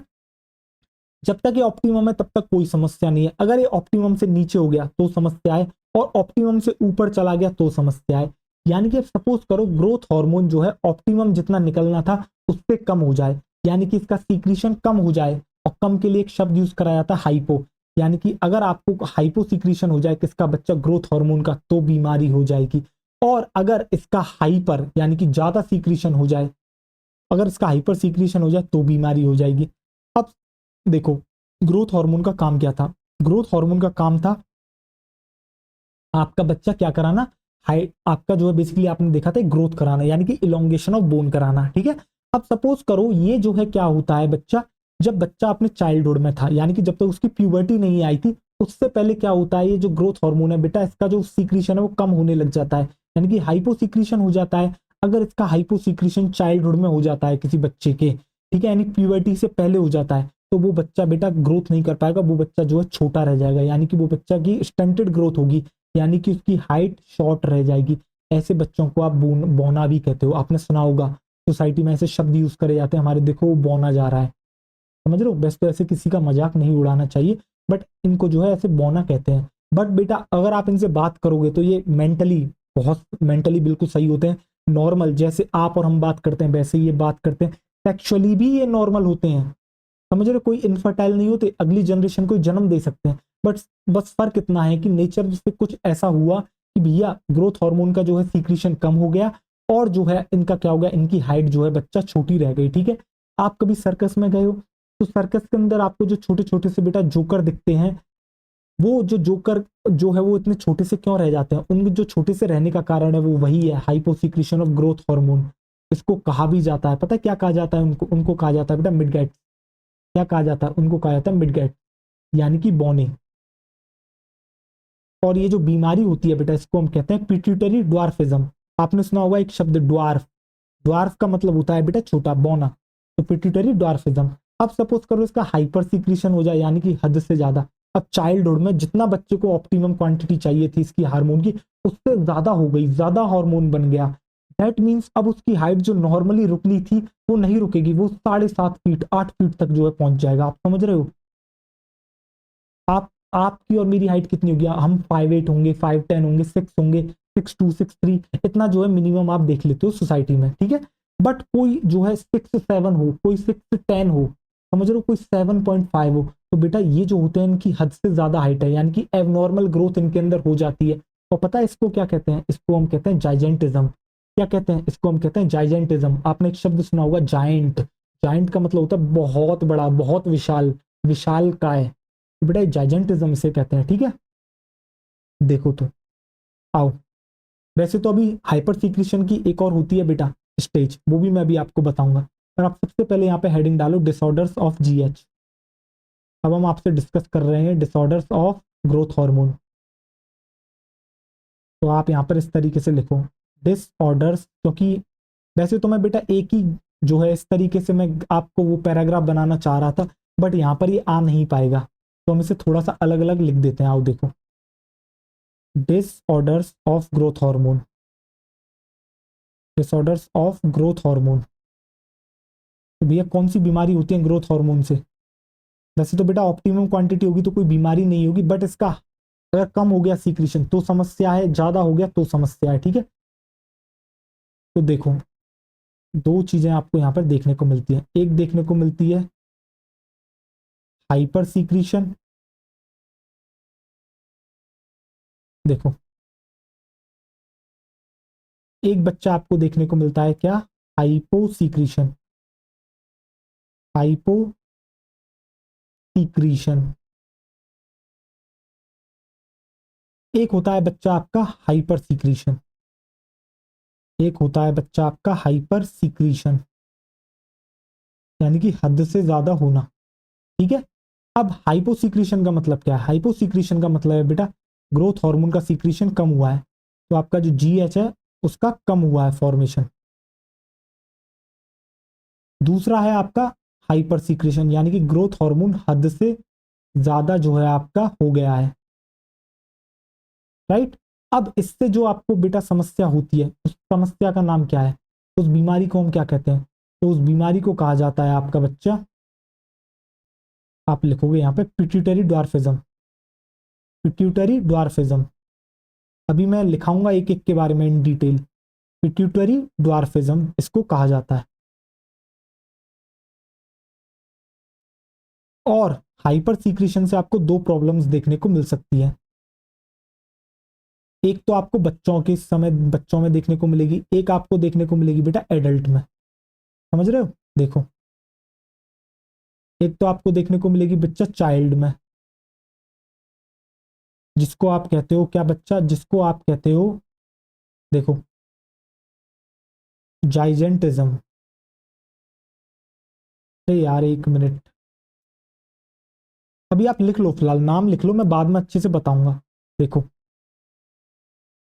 तो आप यहाँ पे लिख लोगे जाइजेंटिज्म। होता क्या है, अगर आप बच्चे कोई बच्चा चाइल्डहुड में यानी कि प्यूबर्टी से पहले जो है बिफोर प्यूबर्टी अगर एबनॉर्मल ग्रोथ हो जाती है, सॉरी माफ करना, अगर हाइपर सीक्रेशन होने लग जाता है बेटा किसका? ग्रोथ हार्मोन का, तो चांसेस हैं कि उसको बेटा जाइजेंटिज्म हो जाए, यानी कि एबनॉर्मल ग्रोथ देखने को लगे। अब सपोज करो किसी ने प्यूबर्टी को पार कर लिया है, ठीक है। अब जो है वो क्या हो गया है? वो बेटा आपकी जो है एडल्ट हो चुका है, ठीक है। अब वो मिडिल एज में पहुंच चुका है, और अगर मिडिल एज में यानी कि जैसे कि अब जो है सपोज करो मेरी मिडिल एज है, ठीक है। अब मेरे साथ क्या होता है कि ग्रोथ हार्मोन की एकदम से जो है क्या हो जाती है बेटा? हाइपर सीक्रेशन हो जाता है। तो पता है मुझे एक समस्या हो जाएगी जिसका नाम होगा एक्रोमेगैली। क्या कहते हैं उसको? उसका नाम है बच्चा आपका एक्रोमेगैली। तो आप लिखोगे एक्रोमेगैली। अभी मैं बताऊंगा किसके अंदर क्या होता है, कैसे होता है। अभी आप नाम लिख लो, एक्रोमेगैली, राइट। आपको समझ में आ गई? अब मैं हटूं एक बार, किसी भी बच्चे को नोट करना वो कर ले। देखो, डिसऑर्डर्स ऑफ ग्रोथ हार्मोन या तो हाइपोसीक्रेशन की वजह से होगा या हाइपर सीक्रेशन की वजह से होगा।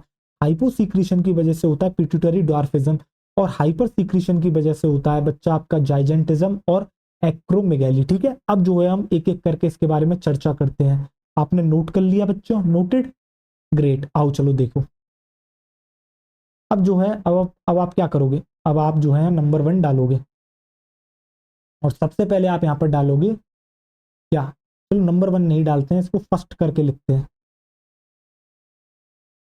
आप यहाँ पे लिखोगे पिट्यूटरी ड्वार्फिज्म, पिट्यूटरी ड्वार्फिज्म।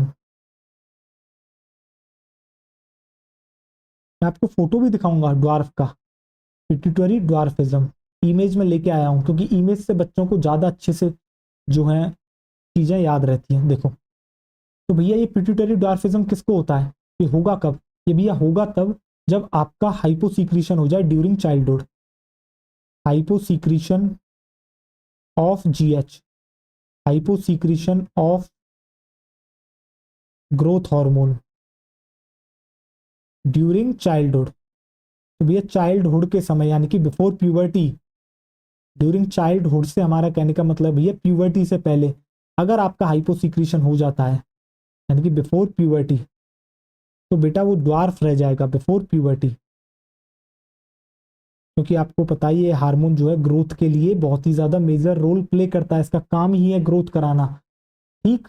और ये अगर नहीं हुआ तो बेटा स्टंटेड ग्रोथ देखने को मिलेगी आपको, यानी कि बच्चा रह जाएगा ड्वार्फ, स्टंटेड ग्रोथ आपको देखने को मिलेगी, बच्चा स्टंटेड ग्रोथ यानी कि शॉर्ट हाइट। बट ऐसे जो बच्चे होते हैं वो बेटा मेंटली एंड सेक्सुअली नॉर्मल होते हैं, यानी कि वो मेंटली भी बिल्कुल सही है, आप और हमारी तरह हैं, और जिस तरीके से आप और हम सेक्सुअली आगे अपनी बच्चों को जन्म दे सकते हैं ये भी दे सकते हैं, ठीक है। तो सेक्सुअली भी ये क्या है, फिट है, शॉर्ट हाइट। तो आप आगे क्या लिखोगे, आगे लिखोगे mentally and sexually normal, mentally and sexually कैसे होते हैं बच्चा, ये होते हैं आपके normal, mentally and sexually normal, ये होते हैं बच्चों आपके मेंटली एंड सेक्सुअली नॉर्मल। क्या आपको समझ में आ गया यहां तक, मेंटली एंड सेक्सुअली नॉर्मल, ठीक है।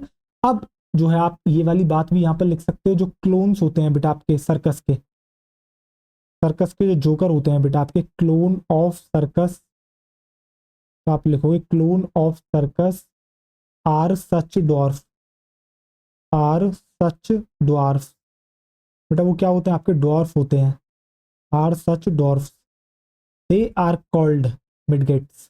और इनको क्या कहते हैं बेटा, इनको कहते हैं बोना मिडगेट्स, दे आर कॉल्ड, इनको क्या कहा जाता है बच्चा, इनको कहा जाता है मिडगेट यानी कि बोना। बेटा मिडगेट्स का मतलब होता है बोना। क्या आपको समझ में आ गया, हाँ या ना, मेरे को इतना बताओ, मैं हटू। चलो देखो अब जिस भी बच्चे को नोट करना हो वो नोट कर लेगा। तो पिट्यूटरी डार्फिज्म किसको होता है, ये उस बच्चे को होता है जब उसके चाइल्डहुड में यानी कि प्यूबर्टी से पहले आपका जो है बेटा ग्रोथ हार्मोन का सीक्रेशन कम हो जाए, यानी कि हाइपोसीक्रेशन हो जाए। इससे होगा क्या, उसकी हाइट इंक्रीज नहीं करेगी बेटा, स्टंटेड ग्रोथ रह जाएगी, शॉर्ट हाइट रह जाएगी, मेंटली एंड सेक्सुअली तो नॉर्मल होगा। और जो आपके सर्कस के जो जोकर होते हैं बच्चा, वो इसी तरीके से छोटे होते हैं और उनको कहा जाता है आपका बोना मिडगेट, ठीक है। आपने देखा होगा बेटा सर्कस में हंसाने के लिए जो है छोटे छोटे हाइट के लोगों को लाया जाता है, जिनको आप जोकर कहते हो। देखो मैं आपको दिखा भी देता हूँ, अब आपको ये भाई साहब दिख रहे हैं, जरा इन भाई साहब की हाइट देखो, दिख रहे हैं आपको ये भाई साहब, देखो ये नॉर्मली बिल्कुल सही है, ये बेटा सेक्सुअली फिट है, ये मेंटली फिट है, ठीक है। बट फर्क इतना बस इनकी हाइट नहीं है, तो इनको क्या कहते हैं, इनको कहते हैं बेटा ड्वार्फ। ये हैं, ये आपके क्या हो गए, ये आपके रह गए ड्वार्फ, इसको कहते हैं बेटा मिडगेट, मिडगेट यानी कि बोना। आपको समझ में आ गया, आपने काफी लोग अपनी सोसाइटी में भी आसपास भी ये चीजें जो हैं आपने देखी होंगी, राइट, आपको समझ में आ गया चीजें। अब देखो अब हम जो है आगे बढ़ते हैं और हाइपर सीक्रेशन की बीमारियों की बात करते हैं। देखो अब इसके बाद बेटा इसी यही जो है आपका ग्रोथ हार्मोन थोड़ा सा बड़ा है, बाकी तो जो है काफी छोटे हैं। अब सेकंड नंबर पे जो है आपका आ जाता है कौन बेटा, सेकंड नंबर पे आपका आ जाता है, आप लिख लो बेटा जाइजेंटिज्म के बारे में, पहले हम लिख लेते हैं जाइजेंटिज्म के बारे में, जाइजेंटिज्म के बारे में। देखो अब बेटा जाइजेंटिज्म किसको होता है, जाइजेंटिज्म होता है उस बंदे को जिसको जो है आपका हाइपर सीक्रेशन हो जाता है, तो आप ये लिखोगे, ये किस की वजह से होता है, ये होता है hyper secretion of GH, hyper secretion of GH किसके अंदर हो जाए बेटा, बच्चे में, इन चाइल्ड, यानी कि बिफोर प्यूबर्टी की हम यहाँ पर बात कर रहे हैं। तो बच्चा आप ब्रैकेट में यहाँ पर लिख दोगे बिफोर प्यूबर्टी, हम बात कर रहे हैं बिफोर प्यूबर्टी की, बिफोर प्यूबर्टी। देखो ये शब्द आपको याद रखने हैं, बिफोर प्यूबर्टी, क्योंकि अभी आफ्टर प्यूबर्टी का केस और आएगा जिसको हम कहते हैं एक्रोमेगैली। तो भैया बिफोर प्यूबर्टी अगर हो जाता है तो आपको क्या देखने को मिलेगी, भैया आपको देखने को मिलेगी एबनॉर्मल ग्रोथ, आपको देखने को मिलेगी एबनॉर्मल ग्रोथ, जिसको आप कहोगे जाइंट, हाइट जो है बहुत ही ज्यादा लंबी होगी। देखो मैं इसका भी तुम्हें डायग्राम दिखाता हूं, आओ। तो ये भाई साहब आपको दिख रहे हैं, ये देखो, ये भाई साहब दिख रहे हैं, इनको बेटा कहेंगे आपके जाइंट। जो दूसरे इनके बगल में भाई साहब खड़े हैं वो बेटा नॉर्मल है। तो इनके में क्या हो गया, इनके में बेटा हाइपर सीक्रेशन हो गया, तो ये कैसे हो गए हैं, ये हो गए जाइंट, ये हो गए बेटा एकदम विशाल का है। आपको समझ में आ गया, तो इनको हो गया है जाइजेंटिज्म। क्या आपको जाइजेंटिज्म समझ में आ गया, क्यों, क्योंकि बचपन में जो है बेटा हाइपर सीक्रेशन हो गया जीएच का इनके अंदर, इसलिए इनकी हाइट जो है नॉर्मल से ज्यादा बढ़ गई, इनकी हो गई एबनॉर्मल ग्रोथ। अब बात करते हैं बेटा इसके सेकंड केस की, थर्ड केस की, यानी कि हाइपर सीक्रेशन के सेकंड केस की। आप थर्ड में डालोगे क्या बच्चा, वो आप डालोगे एक्रोमेगैली, आप डालोगे बच्चा एक्रोमेगैली। अब जरा ध्यान से देखना एक्रोमेगैली में क्या होता है। तो एक्रोमेगैली पहले तो होती क्यों है ये जानो भैया, ये किसकी वजह से होती है, ये भी होती है बच्चा आपके हाइपर सीक्रेशन की वजह से, hyper secretion of GH. But ये किस में होना चाहिए बेटा, एडल्ट में होना चाहिए, यानी कि मिडल एज में, यानी कि आफ्टर प्यूबर्टी। तो हम ये बात कर रहे हैं बच्चा आपकी आफ्टर प्यूबर्टी, यानी कि मिडल एज की, मिडल एज। आफ्टर प्यूबर्टी का मतलब बेटा हम यहाँ पर बात कर रहे हैं मिडल एज की, उनके अंदर अगर आपका हो जाता है, तो आपको समझ में आ गया, अगर मिडल एज में, यानी कि प्यूबर्टी के बाद ही तो मिडल एज आएगी बेटा, तो अगर मिडिल एज में किसी का आपका हो जाता है क्या, आपका हाइपर सिक्रेशन हो जाता है ग्रोथ हार्मोन का, तो पता है उसे कौन सी बीमारी हो जाएगी, एक्रोमेगैली हम उसे कहेंगे। होता क्या है बेटा, इसमें पता है क्या होता है एक्रोमेगैली में, एक्रोमेगैली में बेटा जो हमारा कुछ हिस्से होते हैं शरीर का, उसके कुछ जो है साइज एबनॉर्मली बढ़ जाते हैं। स्पेशली आपको ये देखने को मिलता है फेस के अंदर, यानी कि ये जो फेस आपको दिख रहा है, पता है इसमें क्या होगा, नोज बड़ी हो जाएगी, ये जो मेरा चिन और जॉ है बेटा ये बढ़ जाएगा, ठीक है। तो बेसिकली क्या होगा, मेरा फेस का बेटा नोज बढ़ जाएगी, लिप्स बाहर आ जाएंगे, यानी कि अब सपोज करो किसी की नोज ज्यादा बड़ी हो जाए, चिन एकदम फैल जाए, आगे की तरफ जॉ आपकी निकल आए, आप समझ रहे हो, और लिप्स बाहर आ जाए, नोज आपकी बड़ी हो जाए, तो बेसिकली हो क्या गया, मेरे जो है बेटा इस शक्ल का होलिया पूरा का पूरा बदल गया। बेसिकली क्या हो गया, आपका डिसफिगरमेंट हो गया, आप समझ रहे हो, आपका सीवियर डिसफिगरमेंट हो जाता है किसके केस में, एक्रोमेगैली के केस में। और मैं आपको ये भी बता दूं कि भैया इसको डिटेक्ट कर पाना बहुत मुश्किल है, ये तब तक डिटेक्ट नहीं होती जब तक एक्सटर्नली चेंज ना देखने को मिलेगा, तब तक किसी की जॉ बढ़ी हुई मतलब अजीब सा उसका चेहरा नहीं हो जाएगा, तब तक आपको पता भी नहीं लगेगा आपको एक्रोमेगैली हो गई है। और अगर इसका अगर सही समय पर इसको चेक नहीं करा गया, इसको डायग्नोज नहीं करा गया, तो ये जो है इंसान को मार भी सकती है। आप समझ रहे हो, किसी इंसान की प्री मैच्योर डेथ भी ये जो है बीमारी आपकी करा सकती है। तो एक्रोमेगैली बहुत खतरनाक है। मैं अभी आपको फोटो भी दिखाऊंगा, बट इससे पहले आप लिख लो इसके कैरेक्टर। तो आप क्या लिखोगे बच्चा, आप लिखोगे इसमें आपको देखने को मिलता है सीवियर डिस्फिगरमेंट। स्पेशली बेटा आपको जो है ये फेस का ही देखने को मिलता है, ऐसा नहीं है और भी कई ऑर्गन्स का आपको देखने को मिल सकता है, जैसे आपको आपका जो है बेटा पैर का, हैंड का देखने को मिल सकता है, समझ रहे हो, बहुत बड़े बड़े हाथ हो जाएंगे, बट आपको ज्यादातर जो है फेस का देखने को मिलता है। तो आप यहाँ पे लिखोगे सीवियर डिसफिगरमेंट, सीवियर डिसफिगरमेंट, ठीक है। स्पेशली बेटा किसका देखने को मिलता है, आप लिखोगे ब्रैकेट में specially of face, specially of face, या फेस का जो है आपको देखने को मिलता है। अभी मैं इमेज भी दिखाऊंगा, देखो। इसके अलावा और आपको क्या देखने को, आपको जो है बेटा डिफिकल्ट टू डिटेक्ट है, जब तक आपको एक्सटर्नल जो है आपको नहीं देखने को मिलेंगे क्या चेंजेस, तब तक इसको डिटेक्ट नहीं करा जा सकता। दैट मीन्स मैं लिख सकता हूँ डिफिकल्ट टू डिटेक्ट, यह बहुत मुश्किल है डिटेक्ट कर पाना। और इसके अलावा अगर जो है अगर इसको सही समय पर चेक नहीं करा गया और अगर ये अनचेक्ड या अनडायगोनाइज्ड रह गई, यानी इसका डायग्नोसिस नहीं करा गया, तो बेटा प्री मैच्योर डेथ भी हो सकती है। तो आप लिखोगे pre mature death can occur, pre mature death, आप लिखोगे बच्चा pre mature death can occur if if if it if it get unchecked slash undiagnosed।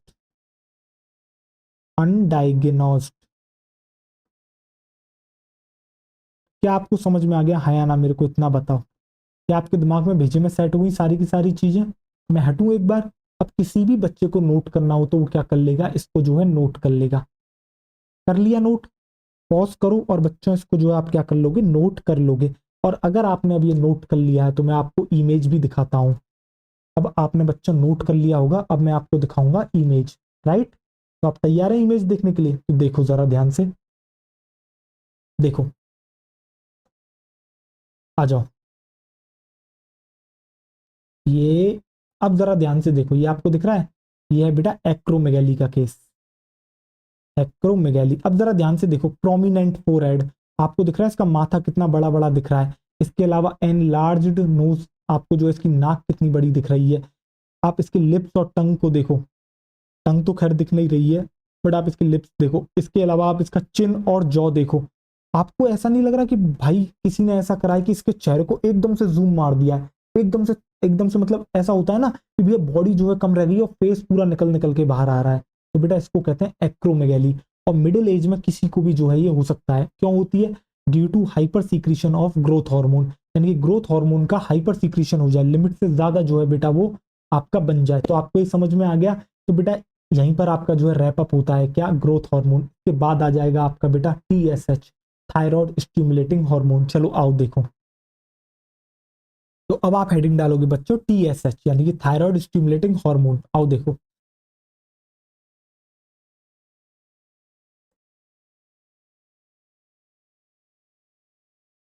देखो एक मिनट, ये पेन क्या हो गया इसको यार। अब आप देखो सेकंड नंबर डालो, और इसमें आप डालोगे thyroid stimulating hormone, thyroid stimulating hormone. मैंने कहा ना बच्चा, जिसको आपके जो है हाइपोथैलेमिक हार्मोन्स याद हैं, उसको पिट्यूटरी के सारे हार्मोन्स आते हैं, ठीक है। Thyroid stimulating hormone, thyroid stimulating hormone, जिसको आप कहते हो बच्चों TSH। क्या कहते हो बच्चों, इसको आप कहते हो TSH, इसको कहा जाता है बच्चों आपका TSH। तो बेसिकली ये हार्मोन क्या करता है बेटा, थायराइड ग्लैंड को स्टिमुलेट करता है। किस चीज के लिए स्टिमुलेट करता है थायराइड ग्लैंड को, भैया ये स्टिमुलेट करता है थायराइड ग्लैंड को। TSH क्या कराता है, देखो आओ। तो जो बच्चों आपको यहाँ पर TSH दिख रहा है, इस THS के दो फंक्शन है। एक क्या है, एक तो भैया ये कराता है ग्रोथ, किसकी, थायराइड ग्लैंड की। तो आप लिखोगे growth and development of thyroid gland. तो ये कराता है growth and development of thyroid gland, growth and development of thyroid gland.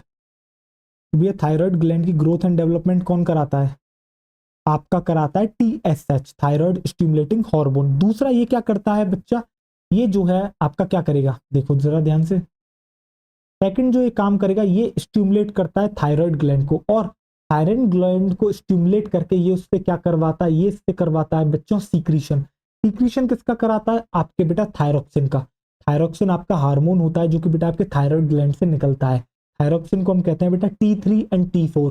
अभी आप याद कर लोगे क्योंकि थायराइड ग्लैंड भी आपको आगे पढ़नी है, वहां पर आपको इन डिटेल समझ में आएगा भैया कि किस तरीके से थायरोक्सिन हार्मोन भी वर्क करता है, ये T3 क्या है, T4 क्या है, राइट। आपके भेजे में सारी चीजें सेट होंगी, बस थोड़ा सा इंतजार करें। तो बच्चों आपका ये TSH क्या करेगा, ये TSH आपका स्टिमुलेट करता है किसको, एक तो बेटा ये डेवलपमेंट और ग्रोथ कराएगा थायराइड ग्लैंड को, और फिर थायराइड ग्लैंड को ही क्या करेगा, ये स्टिमुलेट करेगा। उससे कहेगा, क्या कहेगा, उससे कहेगा तुम जो है क्या करो, तुम किसका सीक्रीशन करो, तुम सीक्रेशन करो थायरोक्सिन हार्मोन का, तो stimulate thyroid gland for secretion of thyroxine. Thyroxine secretion of बच्चों किसका, आपके थायरोक्सिन का। और थायरोक्सिन को मतलब यानी कि बच्चों हम T3 एंड T4 की बात कर रहे हैं। बेटा जो ड्रॉपर होंगे पहले से उनको T3 T4 का मतलब पता होगा, जिनको नहीं पता है अभी मूड नहीं मानना है, क्योंकि आपके सर बैठे हैं, कुशल सर बैठे हैं, आपको सारी की सारी चीजें समझाएंगे, राइट। आओ देखो, तो भैया ये क्या कराता है, ये सीक्रेशन कराता है किसका, आपके थायरोक्सिन हार्मोन का। कहां से बेटा, from thyroid gland, from thyroid gland. वैसे तो बेटा उसी को स्टिमुलेट कर रहा है तो वही तो रिलीज करेगी बट कोई ना, चलो फिर भी लिख दिया हमने फ्रॉम थायराइड ग्लैंड। तो क्या आपको टीएसएच का फंक्शन समझ में आ गया, हाँ या ना। तो आपको याद है बच्चा, टीएसएच को रिलीज कराने वाला हार्मोन कहलाता है टीएसएच आरएच, जो कि हाइपोथैलेमस का हार्मोन है। तो हाइपोथैलेमस रिलीज करती है एक hormone, thyroid stimulating hormone, releasing hormone, जो एक्ट करता है किसके ऊपर बेटा, आपकी एंटीरियर पिट्यूटरी पर। और उससे क्या कहता है कि भैया तू सिंथेसिस कर और रिलीज कर किसको, आपके टीएसएच को, थायराइड स्टिमुलेटिंग हार्मोन को। और जब पिट्यूटरी उसकी बात मान लेती है, एंटीरियर पिट्यूटरी, तब वो रिलीज कर देती है थायराइड स्टिमुलेटिंग हार्मोन को, जो जाता है थायराइड ग्लैंड के पास और उससे सीक्रेशन कराता है थायरोक्सिन हार्मोन का। तो इस तरीके से आपको समझ में आया। तो बेटा थायराइड ग्लैंड को ऑर्डर देने वाला कौन था, एंटीरियर पिट्यूटरी। तो थायराइड के लिए एंटीरियर पिट्यूटरी क्या कहलाई, मास्टर ग्लैंड। और जो पिट्यूटरी है, एंटीरियर पिट्यूटरी, उसको ऑर्डर दिया किसने, आपके हाइपोथैलेमस ने, तो वो कहलाई बेटा मास्टर ऑफ मास्टर ग्लैंड, यानी कि मास्टर की भी मास्टर। क्या आपको कंसेप्ट क्लियर हो रहे हैं। देखो मैं बार बार सेम बातें दोहरा रहा हूँ, क्यों दोहरा रहा हूँ, क्यों बार बार मैं रिपीट कर रहा हूँ, जिससे आपके बेटा कंसेप्ट क्लियर रहे, आपको समझ में आए भी है कौन किसका हार्मोन है और ये फंक्शनिंग चल कैसे रही है। नोट कर लिया तुमने, एक और बार हटू, पॉज करो और बच्चों नोट कर लो, कर लिया। चलो आओ देखो, अब जो है आप डालोगे बेटा थर्ड नंबर का हार्मोन। अब आप यहां डालोगे थर्ड, और थर्ड में डालोगे आप बेटा एड्रीनो। थर्ड का नाम है बेटा एड्रीनो, याद है ACTH, बिल्कुल याद होगा आपको, एड्रीनो कॉर्टिको। क्या नाम था बच्चों, उसका नाम था एड्रीनो कॉर्टिकोट्रोफिक हार्मोन, ACTH। क्या कराता है ये, अभी पता लगेगा, अभी आपको सारा कुछ पता लगेगा। तो इसको क्या कहते हैं हम, इसको कहते हैं बच्चा आपका ACTH। तो इसके लिए भी तो एक हार्मोन आता था ACTH-RH, बिल्कुल आपको याद होगा बेहतरीन तरीके से। देखो अब जरा ध्यान से देखना, अब इससे पहले मैं इसको पढ़ाऊं, जरा एड्रिनल ग्लैंड पे आते हैं। देखो तो होता क्या है, देखो देखो इस तरीके से किडनी के ऊपर प्रेजेंट है आपकी कौन, बच्चा एड्रिनल ग्लैंड। जरा देख होता क्या है बच्चा, एड्रिनल ग्लैंड आपकी दो जोन्स में डिवाइडेड होती है, एक तो आउटर जोन, एक इनर जोन, ठीक है। देखो एक होती है आउटर जोन, एक है बच्चा आपकी इनर जोन,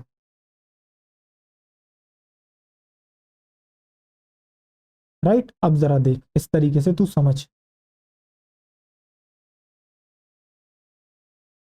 अब देख जरा ध्यान से, अब तुझे यहाँ पे क्या दिख रहा है, ये दिख रहा है, ये है तेरी एड्रीनल ग्लैंड, ये है बच्चा तेरी एड्रीनल ग्लैंड।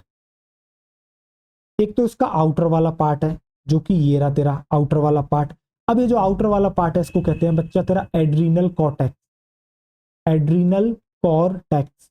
और जो अंदर वाला पार्ट है उसको कहते हैं हम एड्रीनल मेडुला। क्या कहते हैं बच्चा, एड्रीनल मेडुला। क्या तेरे को इतना समझ में आ गया, हाँ या ना, मेरे को पहले इतना बता। और शायद मैंने ये बात आपको पहले भी बता रखी है कहीं पर, मैंने आपको शायद ये वाली बात आपको बताई थी, अब नहीं बताई तो चलो ठीक है देख लो। आपको यहाँ पर दिख रहा है बेटा एड्रिनल ग्लैंड, एड्रिनल ग्लैंड के दो जोन्स हैं, एक आउटर जोन एक इनर जोन। आउटर जोन है बेटा एड्रिनल कॉर्टेक्स, इनर जोन है बच्चा आपका एड्रिनल मेडुला। अब जरा ACTH की फंक्शनिंग देखना, ACTH किस तरीके से फंक्शन करता है, जरा देखो ये आया आपका बच्चा ACTH। तो ये ACTH किस पे एक्ट करता है, ये ACTH बेटा आपका एक्ट करता है एड्रिनल कॉर्टेक्स पे। किस पे एक्ट करता है, आपके एड्रिनल कॉर्टेक्स पे। आपका बेटा ये एक्ट करता है किसके ऊपर, एड्रिनल कॉर्टेक्स पर। और एड्रिनल कॉर्टेक्स पर एक्ट करके ये सीक्रेट कराता है क्या, ये सीक्रेट कराता है बच्चा आपका स्टीरॉयड हार्मोन को, और उस स्टीरॉयड हार्मोन का नाम क्या है? ग्लूकोकॉर्टिकॉइड। अभी आपको ये इतने अच्छे से समझ में नहीं आएगा, अभी आप सिर्फ याद कर लो, क्योंकि जब मैं एड्रिनल ग्लैंड पढ़ाऊंगा वहां आपको अच्छे से समझ में आएगा, कॉर्टिकॉइड्स के बारे में बताएंगे, जिसके अंदर आप मिनरेलोकॉर्टिकॉइड्स, ग्लूकोकॉर्टिकॉइड्स आप पढ़ोगे, ठीक है? इंतजार करना होगा आपको बच्चा। और आप ये सोचोगे सर स्टीरॉयड हार्मोन क्या होता है? तो बच्चा हर हार्मोन का एक नेचर होता है, कोई प्रोटीनिशियस है, कोई आपका स्टीरॉयड है, तो उसका भी आपको इंतजार करना होगा, वो भी मैं आपको बताऊंगा, ठीक है? तो आप यहाँ पर क्या लिखोगे? आप यहाँ पर लिखोगे स्टीरॉयड हार्मोन। तो भैया क्या सीक्रेट कराता है स्टीरॉयड हार्मोन का, और उस स्टीरॉयड हार्मोन का नाम क्या है? ग्लूकोकॉर्टिकॉइड। क्या कहते हैं बच्चा उस हार्मोन को? उस हार्मोन को कहते हैं आपके ग्लूकोकॉर्टिकॉइड। ग्लूकोकॉर्टिकॉइड। तो भैया ग्लूकोकॉर्टिकॉइड्स को कौन रिलीज करा रहा है? ग्लूकोकॉर्टिकॉइड्स को आपके रिलीज कराने का जो काम करता है वो करता है बच्चा आपका एसीटीएच। वो काम कौन करता है? वो काम करता है बच्चा आपका एसीटीएच। मैं हटूं एक बार, तो आपको समझ में आ गया भैया एड्रिनल ग्लैंड की दो जोन्स होती हैं बच्चों। आउटर जोन को कहते हैं एड्रिनल कॉर्टेक्स, इनर जोन को कहते हैं एड्रिनल मेडुला। और जो आपका एसीटीएच यानी कि एड्रिनोकॉर्टिकोट्रोफिक हार्मोन जो होता है वो एड्रिनल कॉर्टेक्स पर वर्क करता है और उससे सीक्रेट कराता है ग्लूकोकॉर्टिकॉइड्स को, जो कि है आपका क्या? Steroid hormone, right? आपको समझ में आ गया। अब इसके बाद हम आने वाले हैं बेटा एमएसएच पर। तो अब आप फोर्थ नंबर डालोगे एमएसएच। इससे पहले आप इसे पॉज करोगे और जो है क्या कर लोगे बच्चों? आप इसे क्या कर लोगे? नोट कर लोगे। नोटेड? आओ चलो देखो। अब जो है आप डालोगे बच्चों यहाँ पर फोर्थ नंबर। आप डालोगे यहाँ पर फोर्थ नंबर, और फोर्थ नंबर में आप जो डालोगे वो लिखोगे बेटा melanocyte stimulating hormone. Melanocyte stimulating hormone, MSH. Melanocyte stimulating hormone. Melanocyte stimulating hormone, जिसको आप कहते हो बच्चा एमएसएच, जिसको कहा जाता है बच्चा आपका क्या? एमएसएच। अब जरा देखो ध्यान से,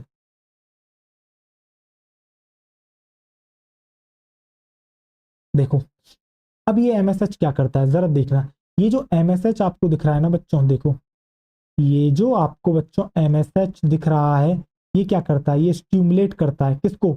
मिलेनोसाइट को। देखो इसके अंदर नाम ही आ रहा है मिलेनोसाइट स्टिमुलेटिंग हार्मोन, यानी कि एक ऐसा हार्मोन जो स्टिमुलेट करता है किसको? मिलेनोसाइट को। तो ये क्या करता है? ये करता है बच्चा आपका स्टिमुलेट। ये करता है बच्चा आपका क्या? स्टिमुलेट। किसको स्टिमुलेट करता है? आपके स्टिमुलेट करता है मिलेनोसाइट को। और मिलेनोसाइट बेटा एक सेल है, साइट का मतलब होता है सेल, यानी कि एक ऐसी सेल जिसके पास मेलेनिन स्टोर है, उसको हम कहते हैं मिलेनोसाइट। तो तो ये इसको क्या करेगा? इसको स्टिमुलेट करके इससे सीक्रेट कराएगा बच्चा क्या? सीक्रेट कराता है किसको बेटा? आपके मेलेनिन को। सीक्रेट कराता है बच्चा मेलेनिन को, और ये मेलेनिन रेस्पॉन्सिबल होती है बेटा किसके लिए? पिगमेंटेशन ऑफ स्किन के लिए। ये रेस्पॉन्सिबल होती है किसके लिए? पिगमेंटेशन ऑफ स्किन के लिए। यानी कि एमएसएच जो है बेटा आपके किसको जो है रेगुलेट कर रहा है? आपके स्किन के पिगमेंटेशन को। तो आपको समझ में आ गया? तो आप यहाँ पे लिखोगे ये क्या कराता है? ये करवाता है पिगमेंटेशन ऑफ स्किन। ये कराता है बच्चों पिगमेंटेशन ऑफ स्किन। ये कराता है बच्चा आपका पिगमेंटेशन ऑफ स्किन। मैं हटूं एक बार, आपको समझ में आ गया? जो आपका बेटा एमएसएच होता है मेलेनोसाइट स्टिमुलेटिंग हार्मोन, ये स्टिमुलेट करता है किसको? मेलेनोसाइट को। और मेलेनोसाइट ऐसी सेल्स होती हैं जिनके पास मेलेनिन होता है, तो बेटा स्टिमुलेट करके क्या करेगा? इनसे सीक्रेट कराएगा मेलेनिन, और मेलेनिन रेस्पॉन्सिबल है पिगमेंटेशन ऑफ स्किन के लिए। तो एमएसएच जो है रेगुलेट कर रहा है किसको? पिगमेंटेशन ऑफ स्किन को। बट मैं आपको एक बात बताना चाहूंगा, जो ह्यूमंस के अंदर, यानी कि जो रोल है बेटा किसका? आपके मेलेनोसाइट स्टिमुलेटिंग हार्मोन का, जो कि डिटरमाइन करता है आपके स्किन कलर को ह्यूमंस के अंदर, ये डाउटफुल है। अभी अभी नहीं पता है कि एक्चुअल में ये काम करता है या नहीं करता है। क्या पता ये हमारे लिए वेस्टिजियल हो। तो अभी जो है अभी हम डाउटफुल हैं कि भैया ये काम करता है या नहीं करता ह्यूमंस में। ठीक है, तो ये लाइन भी आप यहाँ पर लिख लोगे। बट एनसीईआरटी में जो लिख रहा है बेटा ये लिख रहा है, आपको ये भी याद रखना है, आपको दोनों ही बातें याद रखनी है। तो आप क्या लिखोगे यहाँ पर? आओ देखो, आप इस तरीके से लिखोगे यहाँ पर एक लाइन, रोल ऑफ एमएसएच। आप ये भी लिख सकते हो role of MSH is unknown in humans. ठीक है, बट आप ये लिखो role of MSH in determining skin colour या फिर skin pigmentation in determining skin colour, in determining skin colour in human is doubtful, अभी अभी हम श्योर नहीं है, इसके ऊपर रिसर्च चल रही है, इज डाउटफुल। तो ये बात भी आप बच्चों क्या करोगे, याद रखोगे, राइट। आपको समझ में आ गया, मैं हटूं एक बार, आपके बिल्कुल भेजे में सेट रहेगी ये वाली बात। तो अब आप क्या करोगे बच्चों, इसको पॉज करोगे और जो है इसको क्या कर लोगे, आप नोट कर लोगे, राइट। इसके बाद हम पढ़ेंगे बेटा आपके प्रोलैक्टिन हार्मोन के बारे में। इसके बारे में पढ़ेंगे हम, इसके बाद हम पढ़ेंगे बेटा प्रोलैक्टिन हार्मोन के बारे में। आओ देखो, अब हम शुरू करते हैं बेटा प्रोलैक्टिन हार्मोन को। तो आप 5th नंबर डालोगे और लिखोगे आप यहाँ पर प्रोलैक्टिन हार्मोन के बारे में। आप लिखोगे बच्चा किसके बारे में, प्रोलैक्टिन हार्मोन के बारे में, जिसको आप पीआरएल कहते हो, याद है आपको, PRL RH, prolactin releasing hormone, और इसका जो आईएच होता था उसको हम डोपामिन कहते थे। तो आप लिखोगे प्रोलैक्टिन हार्मोन, जिसको आप शॉर्ट में कहते हो बच्चा पीआरएल। शॉर्ट में आप क्या कहते हो इसको बच्चा, इसको कहते हो आप पीआरएल। देखो, आपको समझ में आ गया। देखो, अब ये क्या करता है प्रोलैक्टिन हार्मोन, तो एक फंक्शन तो बच्चा आपको अच्छे से आता है।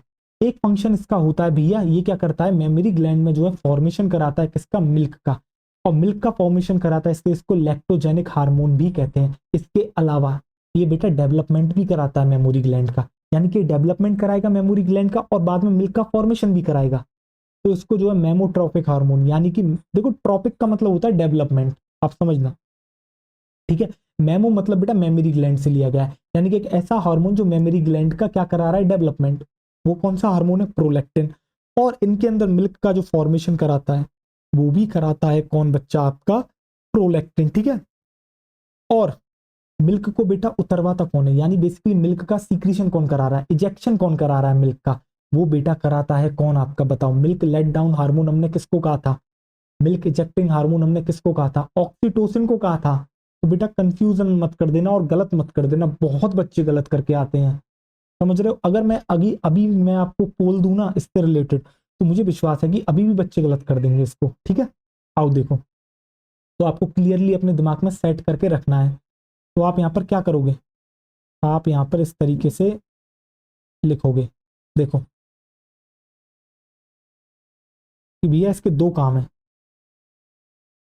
और दो कौन कौन से काम है, एक तो कराता है भैया डेवलपमेंट, एक तो कराता है बच्चा ये आपका development, development of memory gland. ये एक तो कराता है डेवलपमेंट बच्चा किसका, आपके मेमोरी ग्लैंड का, development of memory gland. Second ये कराता है बच्चा आपका फॉर्मेशन, ये कराता है आपका बच्चा formation of milk in memory gland, formation of milk in memory gland. ये कराता है बच्चा मिल्क का फॉर्मेशन, हटाओ इसे, ये कराता है बच्चा आपका formation of milk in memory gland, in memory gland, formation of milk in memory gland. अब बेटा ये डेवलपमेंट करा रहा है, इसलिए इसको कहा जाता है आपका मेमोट्रोपिक हार्मोन। क्या कहा जाता है, इसको कहा जाता है मेमोट्रोपिक, मेमोट्रोपिक हार्मोन। और इसके अलावा ये भैया मिल्क का फॉर्मेशन भी करा रहा है, इसलिए इसको लैक्टोजेनिक हार्मोन भी कहते हैं। इसको क्या कहते हैं, लैक्टोजेनिक, लैक्टोजेनिक हार्मोन।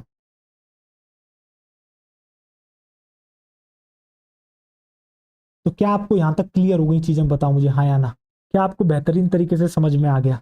हटू मैं एक बार, किसी भी बच्चे को नोट करना हो तो वो क्या करेगा बच्चा, पॉज करेगा और नोट कर लेगा।